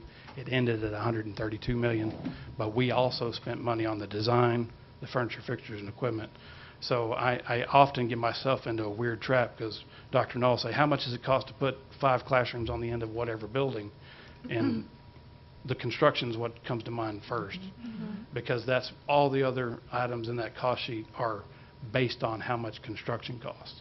So I often catch myself going, wait, I said $5 million, but it's really $7 million, because we have all these other things we have to account for. Because my first thought is construction. His first thought is how much do the voters need to see. Yeah. And the cost for 7 to 9 campus? So that's interesting. All So in. I don't know yet. Okay. Right? I mean, so Never designed it. because we've never done one, Never done but one. I mean, I'm figuring that building is going to be about 250,000 square feet. I figure it's going to be about $350 to $400 per square foot. I mean, so that puts it generally, approximately, construction at about $80 million, $85 million. And then about 16 to 20% will cover everything else. And the timeline for the high school? The timeline for the high 7 school, years? well, I mean, from inception, concept to open is actually closer to 8 years. 8 years. The planning process for ed specs, facility assessment, bond process is the same for all projects. But the design of the high school, we want to allow more time for design and more time for permitting, and the physical construction for high school takes longer. And guesstimate on the 7 to 9 campus? On timeline, Yeah. it matches the high school day for day. Matches. So our history with junior highs, which is our, secondary campuses, they still have large parking lots, football fields, practice fields, all the accoutrement of a high school, just in a smaller section. But they take the same amount of time to build. I remember Dr. Stockton made fun of me for when we opened Pete, because he said, I guess it takes 30 months to build the building, but 31 to get the monument sign done, because the letters didn't come in on time. But history would say 30 months we'll build from the day we show up with a bulldozer and clear the site to the day we open the school is approximately 30 months. And when we talk about phasing the cost, right? Is it like heavy upfront cash flow or straight line cash flow? Or? All right, so that's where we need to differentiate between design and construction. So there's two different cash flow curves we're working with. Design is very heavy upfront, high cost, low administration during construction. Okay. Construction starts low and has a bell shape. So it gets Okay. real expensive in the middle and then finishes easily. And what portion of, approximately, the portion of the all-in cost would be related to that design phase versus the construction phase? So that's a good question. So with your approval of the ability to assign those architects and the adoption of the ed spec, I will have the handcuffs off, so to speak, to be able to get those proposals together. But like Negotiated roughly. historically, like 10% of the all-in cost is related to the design? No, and 90 design hovers somewhere between 5 and 7%, depending Okay. on size and complexity. The bigger the project, the lower the percentage typically, because of the higher construction costs.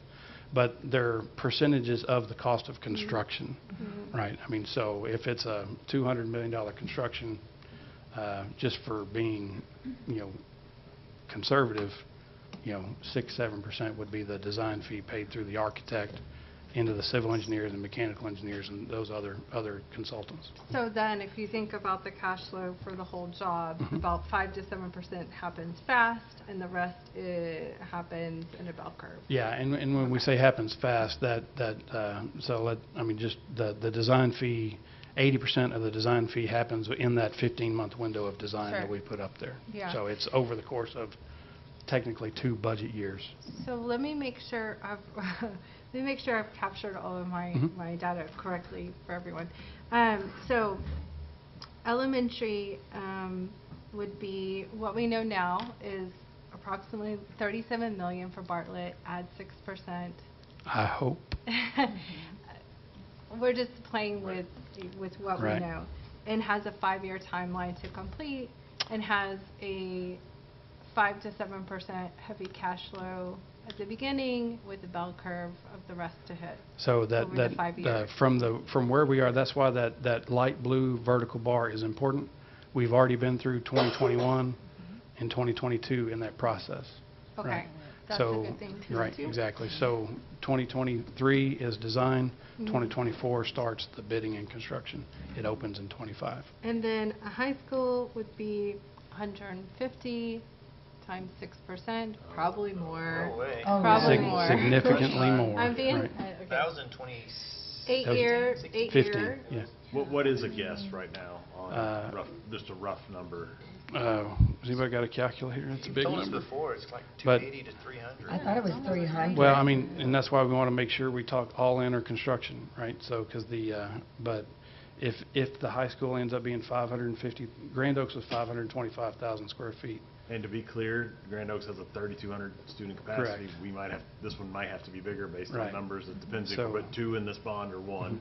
So it could have So to be bigger. So at 550,000 square feet, figuring it might be $400 per square foot, the construction cost would be 220.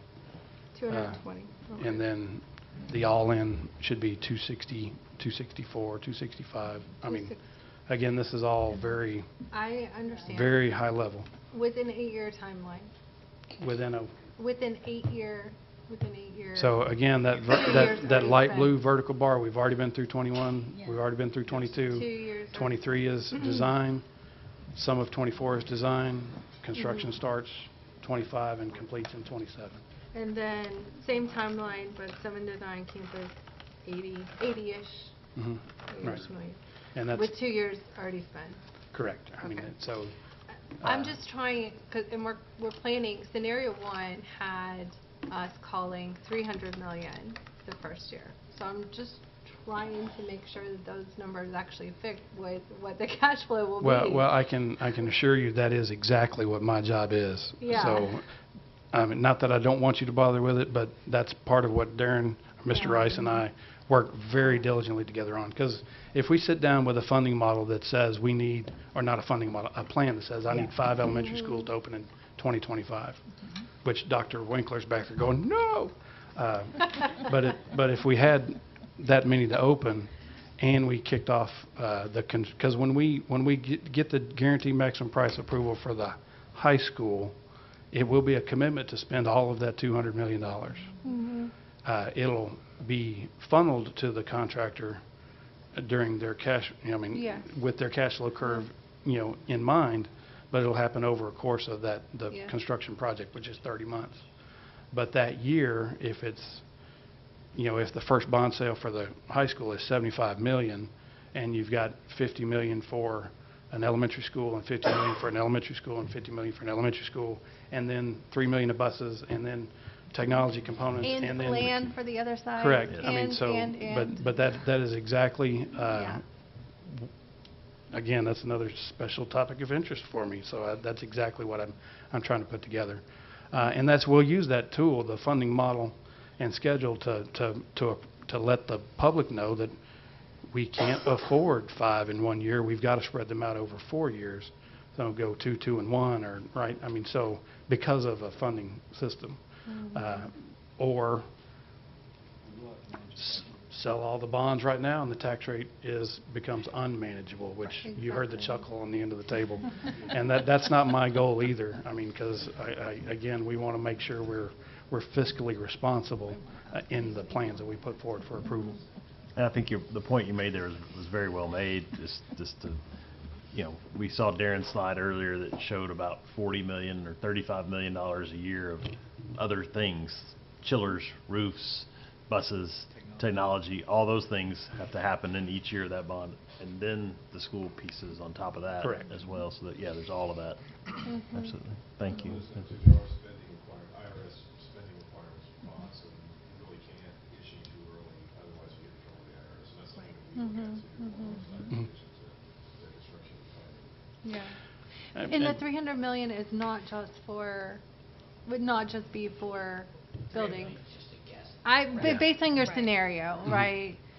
Yeah, as we get down closer to it, if we develop a plan that requires $354 million in the first bond sale, we'll run that through Mr. Roebuck and see what it does to the tax rate model. Yeah. If it doesn't affect it, good, right? But if it does, then we need to make some adjustments. Yeah. And that's another thing that Mr. Rice wanted me to point out. So the volume of work we're looking at undertaking because of the growth. We've been experiencing 1,500 students a year, which roughly equals one school for us. If that doubles, the volume of that, the number of projects doubles with it to keep up with the growth. I mean, so that's another thing that we've got to look at, because if we're going from 1 elementary school to 2 on a regular basis, that's got a funding issue, it's got a personnel issue, a management issue, resource issues. So it is a very, very complex puzzle, but it's one that you hired me to work on, so I'm happy to do it. And he means that. Like, he is happy to do it. And he does a great job of it. We are very lucky to have Mr. Foster in his roles. Any other questions for Mr. Foster? Thank you, Ms. Chase. Well, I appreciate your time. Thank you. Thank you. All right, we're going to move now to item 6, our bond referendum legal briefing. And one of the things that we pride ourselves in here is that we do things the right way all the time. And to do that, we we rely on experts to help guide us to make sure that what we do, what we say is done the right way. And Marcus, once again, maybe if you could do an introduction to Sure. everybody, since everyone doesn't know you, that would be great. Absolutely. So Marcus Dees, I'm with the law firm of Orrick, Harrington, Sutcliffe. Orrick is the largest public finance firm in the country, so we do more of this than anybody else. I personally have been bond counsel here, I guess, about 5 years now. But for the 15 years before that, I represented the underwriters who bought your bonds. So I've been working on your transactions for about 20 years. Both my kids are graduates of Woodlands High School, and so they're both. I actually just had one graduate from college. So Congratulations. so I'm going to talk to you a little bit today about the bond election process. Yeah, that works. The topics we're going to cover are kind of the legal authority for bonds and elections, how you call the bond election, what happens after the bond election is called, and then a really quick introduction, and we'll talk about it more in future meetings, about the prohibition on spending district resources for political advertising, which is a really long way to say there are things that you can and can't say once the bond election's been called in your capacity when you're acting as trustees. Second slide. The legal authority, this is quick. The authority for school districts to issue bonds is in Article 7, Section 3 of the Constitution and Chapter 45 of the Education Code. If you wanted a little light reading, that, anyway. So legal authority for bonds and bond elections. As we talked about, as we talked about a little bit before, you know, the legislature in 2019 changed, or 2019, changed the way that you could issue bonds. So the way we always did it in the past, there was just generally one standard proposition that we put out there, and that's still there. There's just other things behind it. So authorized purpose for tax-secured school building bonds are for the construction, acquisition, and equipment of school buildings, which includes rehabilitation, renovation, improvement, and expansion, purchase of sites for school buildings, and the purchase of new school buses. In 2019, they also added in the retrofitting of school buses with emergency safety or security equipment and the retrofitting of vehicles used for emergency safety or security purposes. That last bullet point is something that rarely happens, so I'm not going to go into that. As I mentioned, historically, school districts could combine everything into one big proposition, but in 2019 with Senate Bill 30, they changed that. So you can now have your general proposition that's for school buildings generally, but then if you have any of the 6 projects that are listed there in the slide, they have to be broken out into separate propositions, and those include stadiums with more than 1,000 seats, natatoriums, a recreational facility other than a gym, playground, or play area, a performing arts facility, housing for teachers, or teacher it is, and then technology equipment. And that's equipment that's other than what we kind of call backbone, integral technology that's part of a school district or school building. We'll go into that more a little bit later. So technology, if you're doing like devices inside a building, inside the walls, that's included in the school building proposition. Yeah, that's right. Tablets, computers, servers, that would be part of the last technology. So it's way you can finance those, and again, useful life of the project. Wired inside a building could be longer and useful life than a tablet. That's why they did that. That's right. And that does get a little difficult because if you're building a high school, you clearly need tablets. You clearly need this technology equipment. So it's problematic if you have the general school proposition passed but not the technology one passed, because One needs the other. you're going to be missing Yeah, something. they go together. And I know a lot of you have been through this before, but those who haven't, part of the election process is the Attorney General's office reviews and approves every bond that any school district in the state of Texas issues.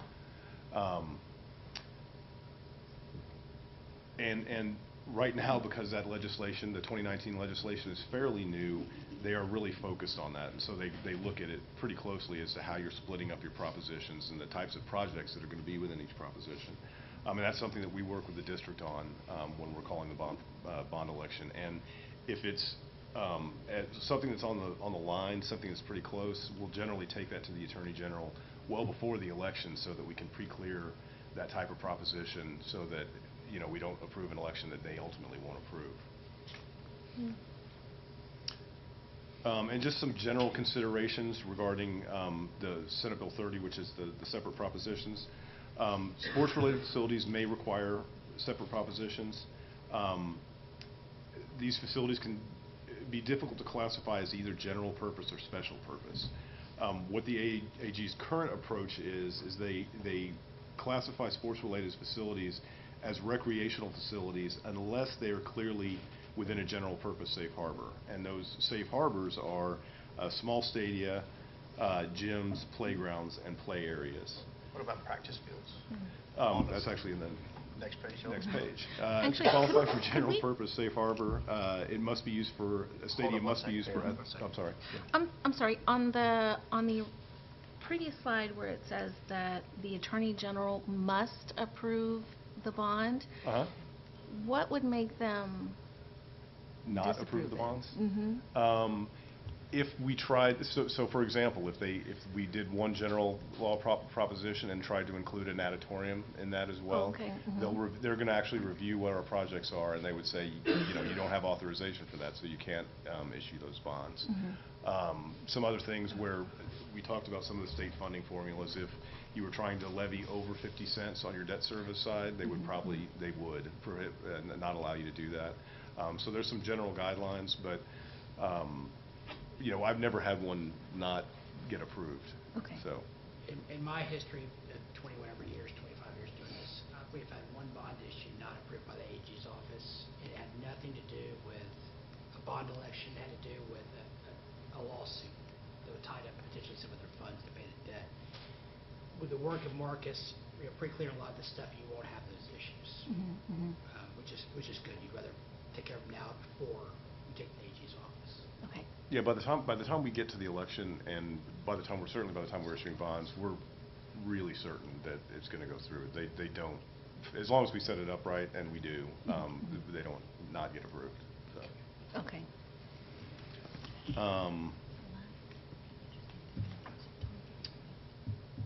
Let's see. So to qualify for general purpose and under the safe harbor, and so it's a general proposition, it has to be used for athletic competitions and must have some seating for spectators, but not more than 1,000 seats. That 1,000 seats is a bright line. Over 1,000 seats, and it's a separate proposition. Mr. Hebert, to your question, practice areas for extracurriculars that are not used for competition are likely not general purpose sports facilities, which would require them to have a separate proposition. But if they are part of a high school, if they are affiliated with, so if I'm you're going to build a new high school and it needs 2 practice fields and a gym, all of those could be under the general? Probably not. The separate practice areas would probably have to be in a separate proposition. It also, the next. So I just want to go back because this. Sure. So we could end up with a high school that has no athletic facilities. That has happened, where usually more in the context of a stadium, but yeah, we had I'm trying to remember what school district it was. They built a new 6A high school, and they were going to have more than 1,000 seats in the stadium. The stadium proposition failed. The general proposition was approved, so they built a 6A high school without a stadium. Stadium's one thing, but. Yeah, we're not talking about stadium. I'm talking practice field. For practice fields. Well, and Or a going gym. to that last bullet point, it also kind of matters what you call these things, Okay. right? I mean, is it a practice field, or what is it? Water retention pond. Yeah, right. I mean, it's exactly right. I mean, we were talking earlier about the last proposition, or the last election where we called Yes. a lot of the capital improvements, maintenance expenses. They weren't really maintenance expenses, right? They were capital expenditures, but they got misnamed.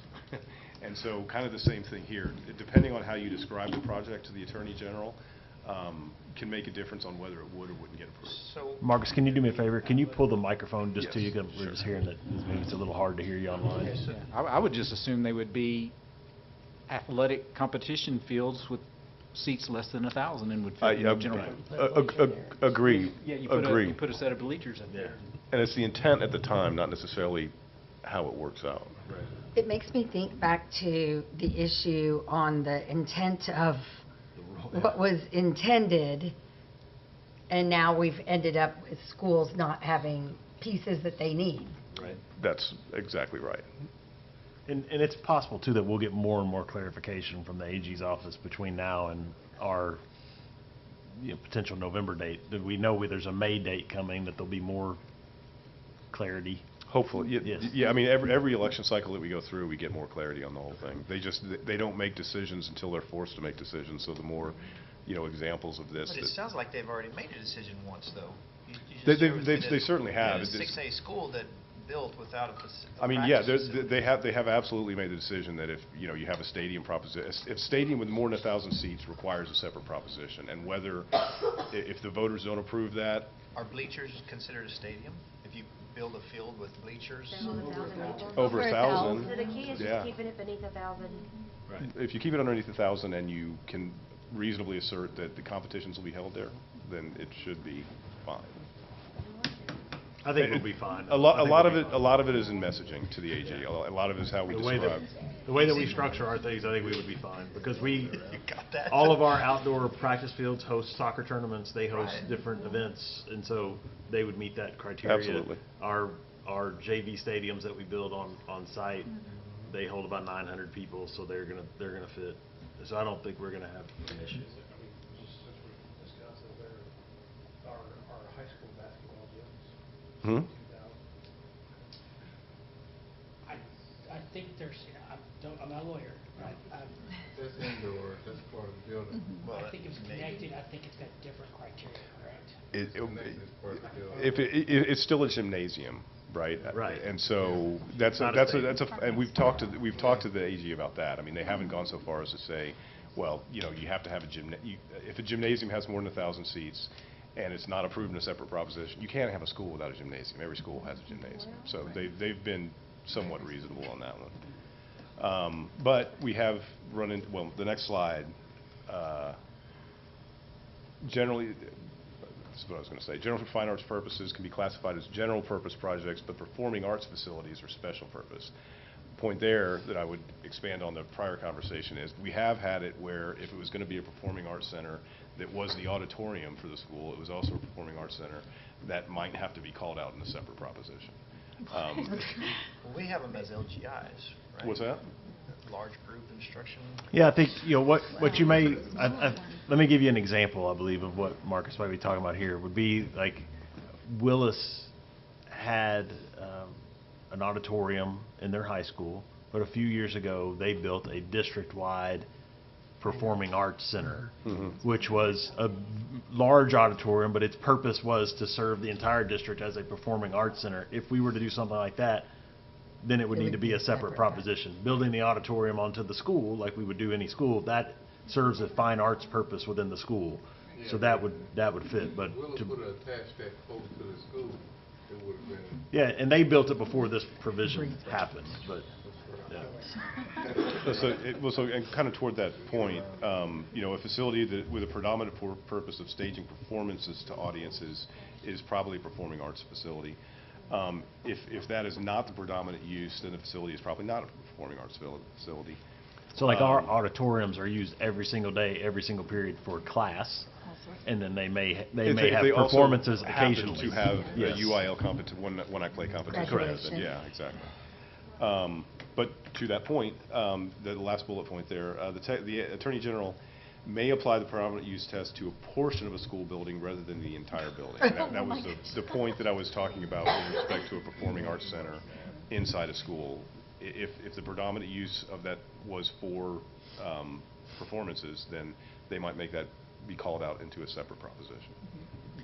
So this was written for some district somewhere who's trying to get shady. It was the $70, $80 million stadiums. Yeah, that's what, it was the stadium. It was the stadiums, and everything else kind of got added on when legislators had pet projects that they didn't like. That's what it So, is. yeah. Technology is laptops and iPads are clearly special purpose. This is what I was trying to allude to earlier. Cabling, networking equipment, and other technology infrastructure necessary for a school building are general purpose.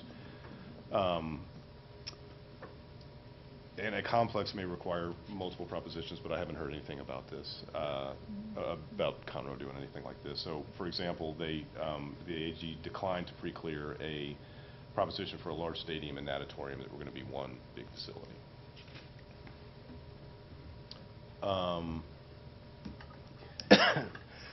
Continuing calling the bond election, kind of alluding to what we were talking to earlier, Whoops, I keep forgetting that. Tax secured bonds can only finance capital expenditures.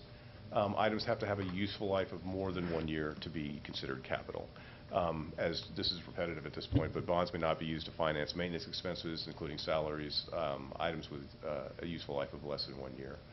And there's a new law that was approved in 2019 that also provides guardrails, so to make sure that you're not issuing debt for longer than the useful life of these projects. It's 120%. And then calling the bond election. We talked a little bit about dates earlier. Bond elections currently can only be held the first Saturday in May or the first Tuesday in November. There's a good possibility that in the next legislative session that's going to be limited to probably just November. If that is the case, though, because that law won't come into effect until after the legislative session, if we call a November bond election, well, I guess it wouldn't matter if it's November anyway. Right. So, yeah. So the deadline for calling the elections for the May 6, 2023 elections is Friday, February 17th. For November, it's Monday, August 21st. So that's, for what we're talking about now, that is our deadline. For August 21st is the deadline for having kind of all the projects certain and, you know, the number of propositions and everything else. And, Go ahead. There has been a push the last couple sessions to limit how many times you go to, or how often you go to voters for a bond election. There was talk that maybe just on presidential election dates, so every 4 years you call a bond election. You know, we used to be able to call bond elections whenever we wanted to. And they limited it to 2. Now they're trying to limit it to 1, and then we're going to do every 4 years. Yeah, but if you get rejected, then you're 4 years out? You're in trouble. That, That didn't get a lot of steam last session, but I read it again that they're proposing it again. Yeah, and they're talking about minimum voter turnout and all kinds of stuff. 66% have to pass bond election. If that ever happens, we'll never get a bond We'll never passed. get a I mean, bond. that's just a reality. How many people lost their 66%? Right. Good point. Yeah, I mean, if there's no bond, then we raise your taxes. that's what I just said. Kind of with continuing with just calling the bond election. So there's two things. There's the bond proposition and the bond ballot. The proposition is kind of the longer statement of what it is that you're going to be approving for each different category of improvements. Proposition has to list what the bonds are going to be used for, the principal amount, and that an imposition of taxes sufficient to pay the bonds will happen. The ballot language is much shorter, and that's what the voters actually see on the ballot. Needs a plain language description of the single specific purpose. Lists the total amount of debt that would be issued under the proposition or the ballot. And as we discussed earlier, it has to state this is a property tax increase, regardless of whether that's a factual statement or not. In the last set of elections that we did, I was kind of putting this in the middle of the ballot, where I'd have the question and then say this is a property tax increase, and then I'd say required statement under section 45 of the Education Code. The AG told me I can't do that anymore. So now the last sentence in the proposition is going to say this is a property tax increase. In all caps. In all caps, and there's nothing we can do about that.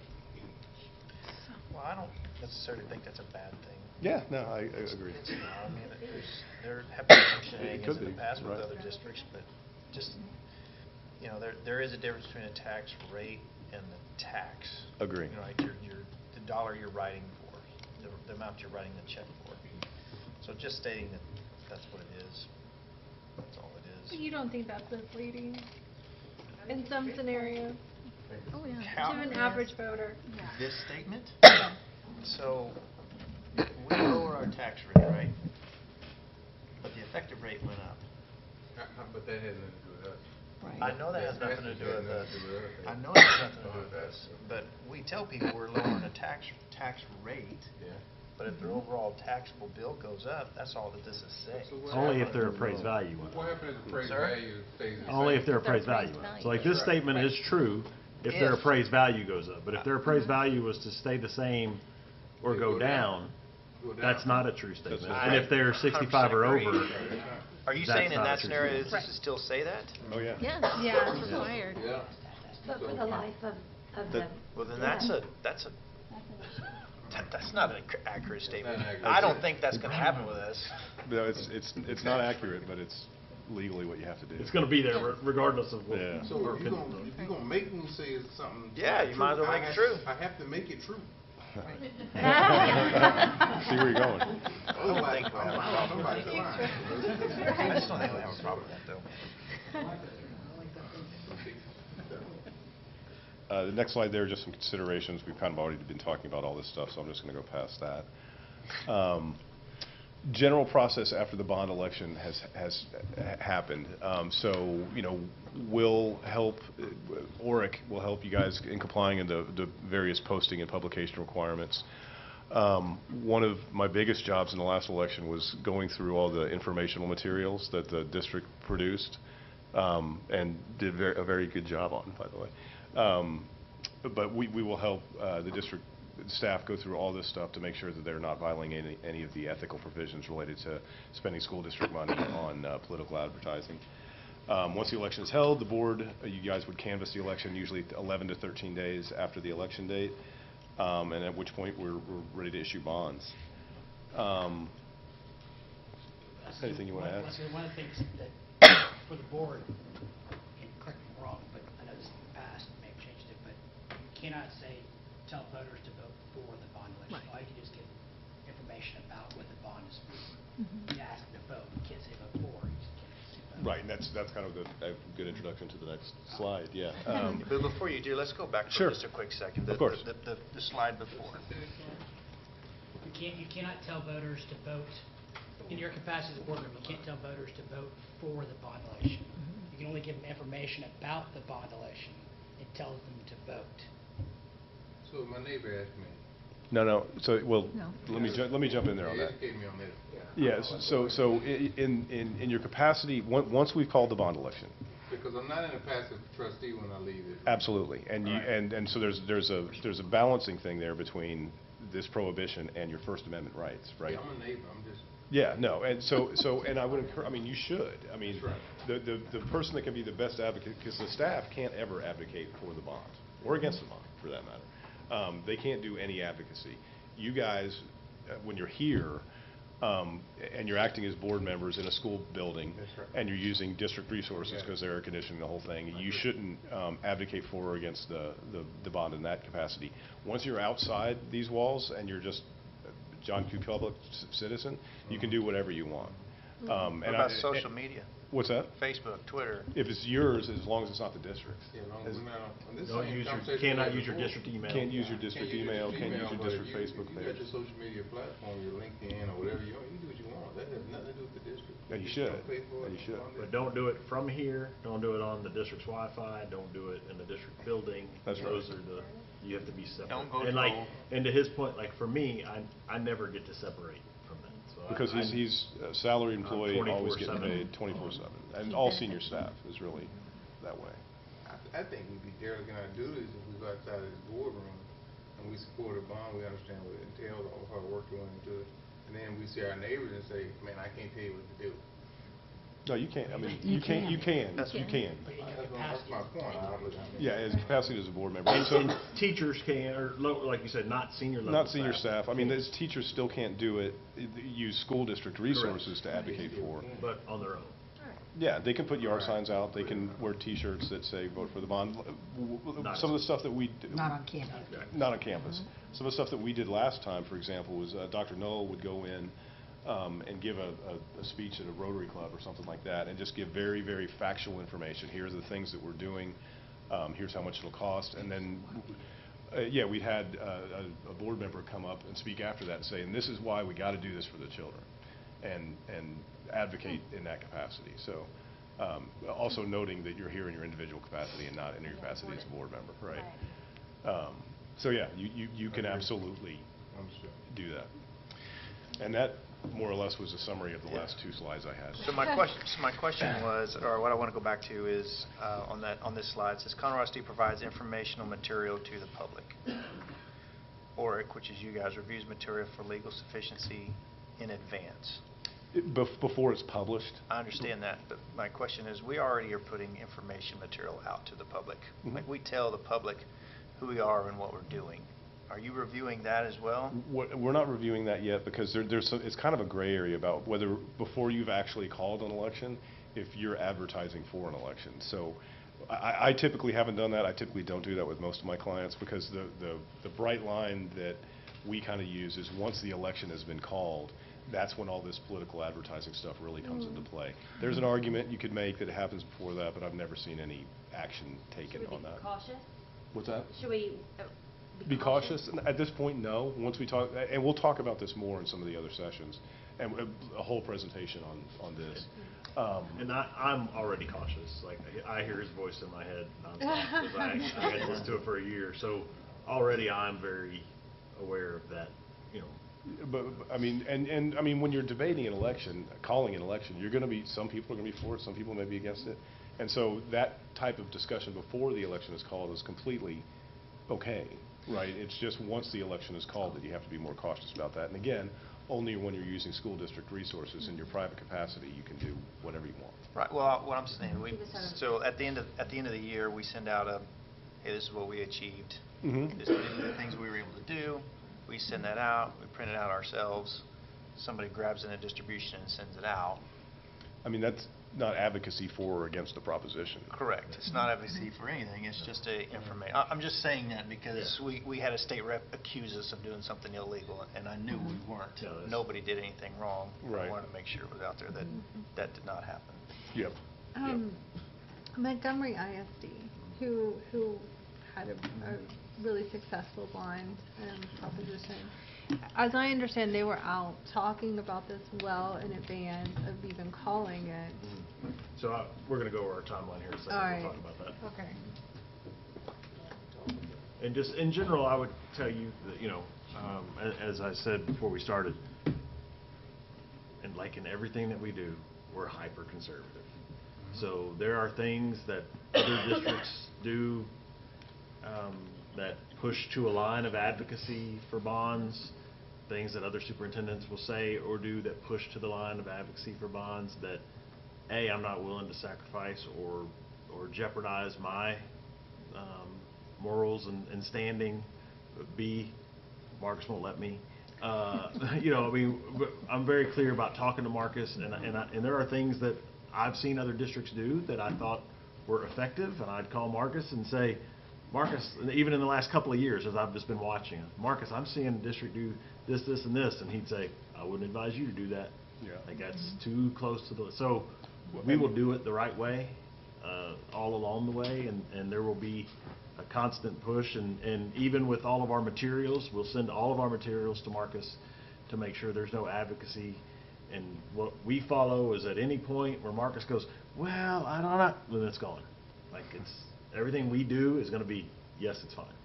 And we move forward. Because our job is to educate through the process. That's what we will do as senior staff. That's what the district's communications will be. We will educate the community. We will leave advocacy for or against to you all and to the general public and whoever chooses to do that on their own. Yeah, going back to what Mr. Huber is, are you talking specifically about bonds, or are you talking about the stuff that came out pre-election? I'm not sure what you're referring to. What I'm talking about is we have, we sent out information that was readily available to anybody, and then Impact News asked us to provide it to them. They put it in their advertisement and sent it out in May or June of last year. And then, then we were accused of doing some type of electioneering, and which just was false. Yeah, I think he was confused about what the law said. Yeah, he was confused, all right. Yeah.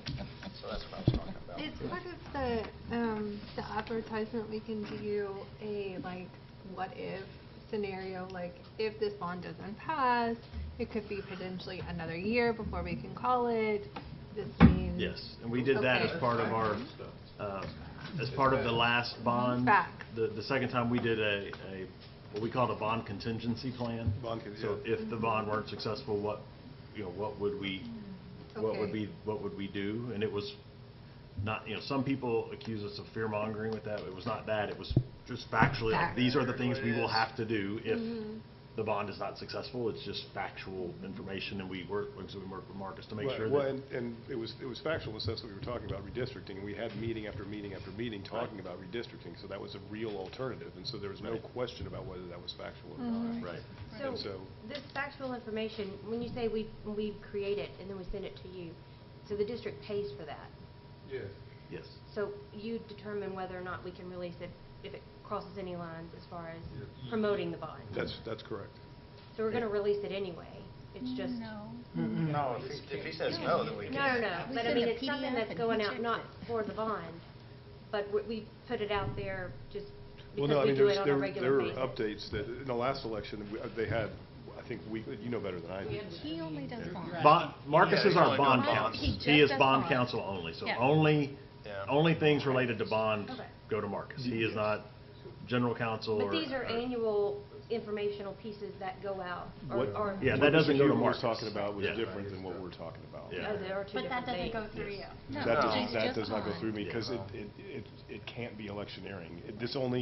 You only have to be concerned about this between the time you Yeah. call the election and the election And actually. even then, we still can send That's what- material out. You just can't advocate, say, vote for this. You can send a material and say, this is what it's gonna do for us. Right, but during an election period, it could be misconstrued. Right, right. If it was So, not factual information. If it's not Right, factual. even factual information, Well, depending on factual how you information present can it. go at any time. That's the- Yeah, I mean. Again, messaging, but... I mean, there are prohibitions against saying things like, vote for the kids are the Right. future, that kind of stuff. Right. That stuff you Just can't do. factual information. But yeah, if you're talking about we're building a middle school and it's going to have, X number of classrooms and so many square feet and a gymnasium and, whatever, playground equipment, that's facts. Yeah, Those just to be clear. Yeah, exactly. But that can And be we said will- any time. I know, but I'm just saying during a bond election period. You can still do it, is what he's saying. Right. Right. When in doubt, send Marcus. That's right.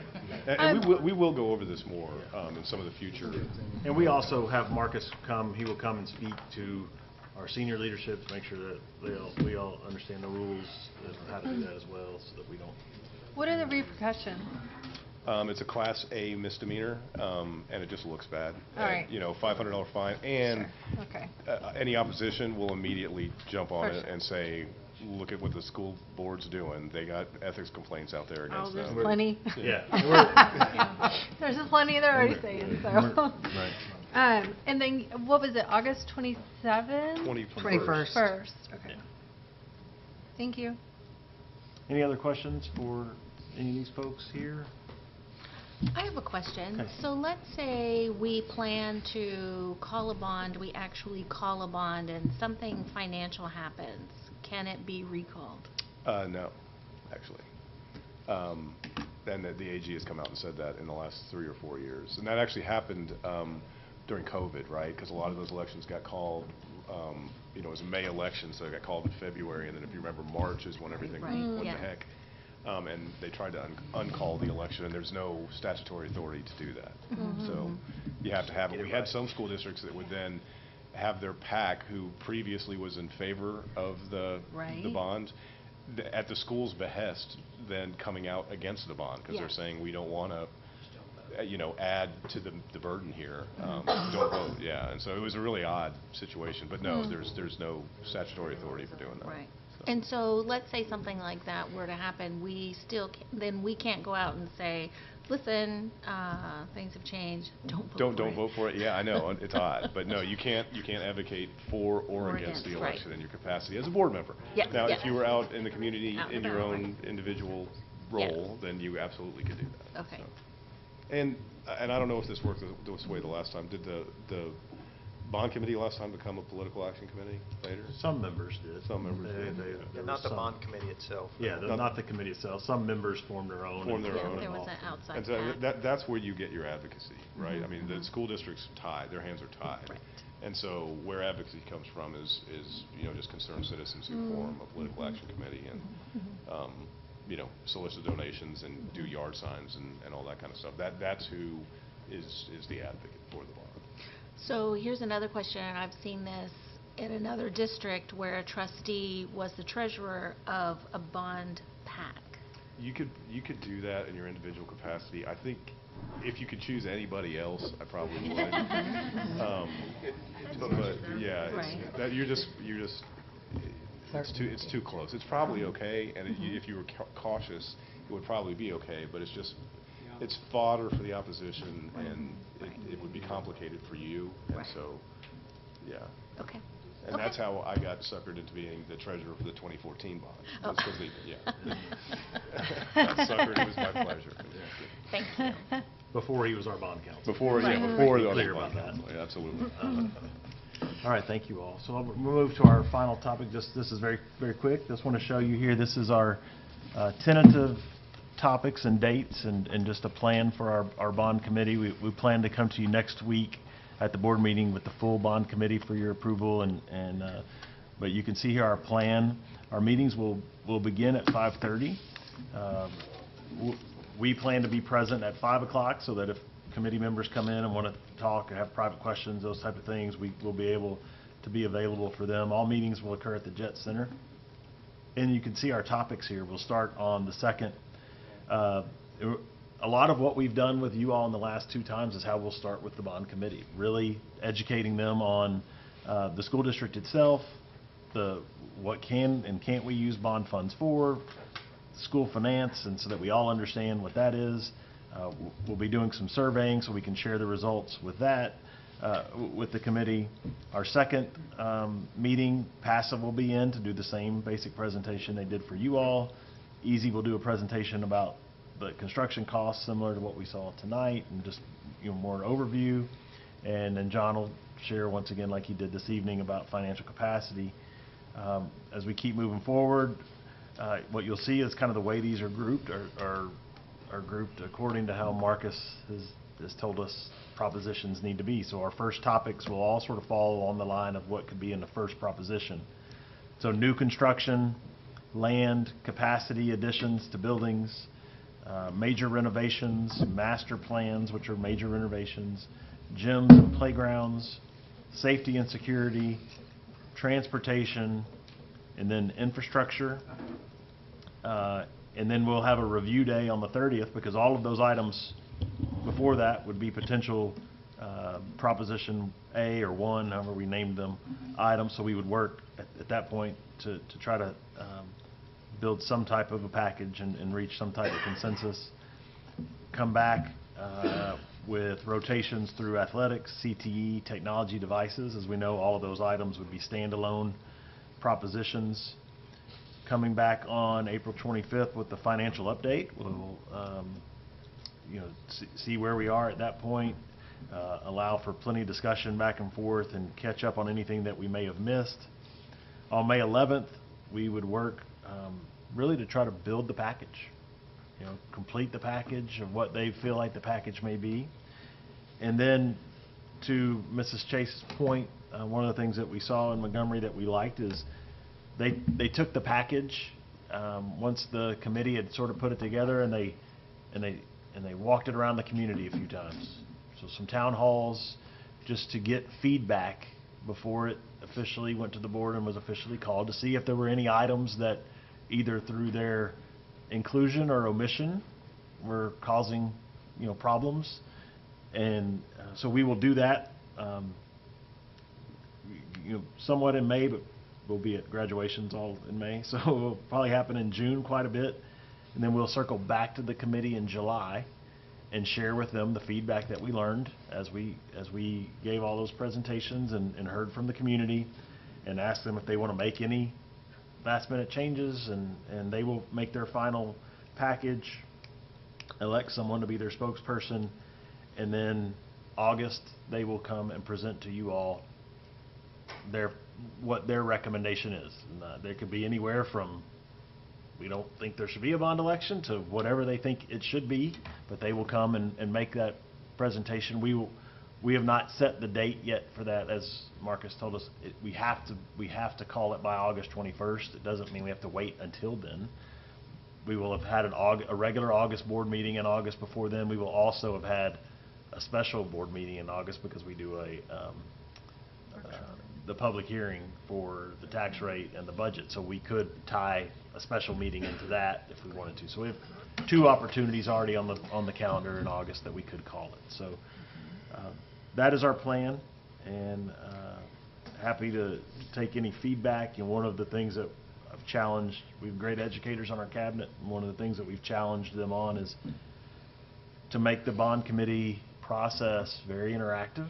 We want to make it hands-on. We want to make, a lot of conversation and discussion, not a lot of big presentation just at them. We want to have tables working together and coming up with plans and sharing.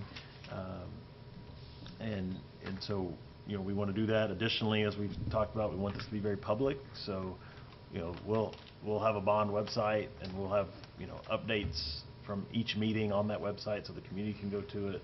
Any presentations that are made to the committee will be on that website. Dr. Knoll, did we decide on a solid number for the committee? We have not yet a solid number yet. Somewhere probably around 150 is what we're targeting. And the purpose for that is we don't want to make it unmanageable. I think somewhere between 100 and 100. Say again? Are we over that now? As far as applicants, we have over 350. Right. Yes. So what we'll do through the rest of this week is you all have listed some names that will already be on there. They will then go through and break down by feeder zone. So we're going to make sure that we get proper feeder zone representation from everyone. There'll be certain internal positions as far as employee-wise that we know we'll want to place on there for a variety of reasons. Like a perfect example would be, we know we're going to talk about Caney Creek High School a lot, and that's going to be a big discussion, so we will probably put the principal of Caney Creek High School on there. Like he will probably be on there. So we'll have some of those that we'll put on, and then after that, it'll just be random draw by feeder and by, parents versus community members. Just be random draw, fill it in. But when we're finished, we will have representation from employees, parents, community members, and every single feeder zone, which is this is very different than last time we had about 45. So this is a monumental shift for us in this process. About how long do you expect each meeting to last? That's 2 been one hours. of our questions. We think probably 2 hours. Give or take. But Yes, I was just maybe saying. 2.5. I think by 8 it's going to be too far. But And I have the goal my notes, I just haven't goal sent would be them. 2. Okay, yeah, if you'll just send them to me, that'd be great. Marcus and Dr. Knoll, do y'all have any advice on board members attending these committee meetings or serving on these committees? That's just informational, it's factual stuff. Yeah, as long as you're not advocating, because we're all going to be the jets of it, right? So, yeah, as long as you're not advocating. Yeah, my recommendation would be, if you want to attend, that's great. I think what we all have to understand and recognize is, you are no longer, you're not Skeeter, you're President Hubert at all times in any school function. So it's the same for me. Like, I'm a non-voting member. I will not vote on this committee. That I would recommend that for you all as well. You would come, be present, that's great. Boy, you just want to be cognizant and aware that once you sit at a table in a small group discussion, everyone's just going to sit and look at you and wait for you to say what you think, and then miraculously they're all going to think the exact same, especially if they're employees. Parents maybe not, but employees, that's exactly, they will, and that's what they'll do with me. You'll never see me sit at a table because I know what that impact will be. They will just look at me and wait for me to, and I don't want to influence that. So, but you're welcome. Certainly, the dates are there. You're welcome to attend. Unless it's my kids sitting at that table, Yeah, they won't listen to you. They might listen to me though. Like, I could talk to your kids for And I know what you mean you'll when you be say light snacks, I'm not impressed. Yeah. The light snacks, I don't know. We can't afford to feed 150 people like 12 times, so you gotta, yeah. Mr. Williams, you're not invited because you're gonna fuss at me about the food, so you're gonna have to not be able to come. And you'll be providing updates each board meeting? So we have workshops scheduled kind of throughout the spring. We know that we'll have we have budget workshops coming, so we'll just provide some updates during the workshops. And once again, it's all gonna be public facing, so you can get it at any point, but we can at least share. Give us the executive summary. Yes, I will give you the executive summary indeed. Yes. Correct, yes. Yeah, we That's a great point. I want to make sure I was heard. Like, if you want to stop by and visit, that's one thing, but you can't have a quorum at those. So we might even just do a sign up, maybe just to make sure we have 3, Just no to more make than sure 3. you don't end up Yeah. with 4 there. Yeah, we can do that. Any other questions tonight? Thanks to everyone that presented. Yes, thank Well you. done. Thank you. Board, thank you. I think we're in a good place in these workshops. Like, I'm appreciating the conversation. It's great feedback for us. We learn a lot when we hear you all talk about the direction that you want us to go. So thank you. We appreciate it very much. Have a great evening. We'll see you next week. Tomorrow morning.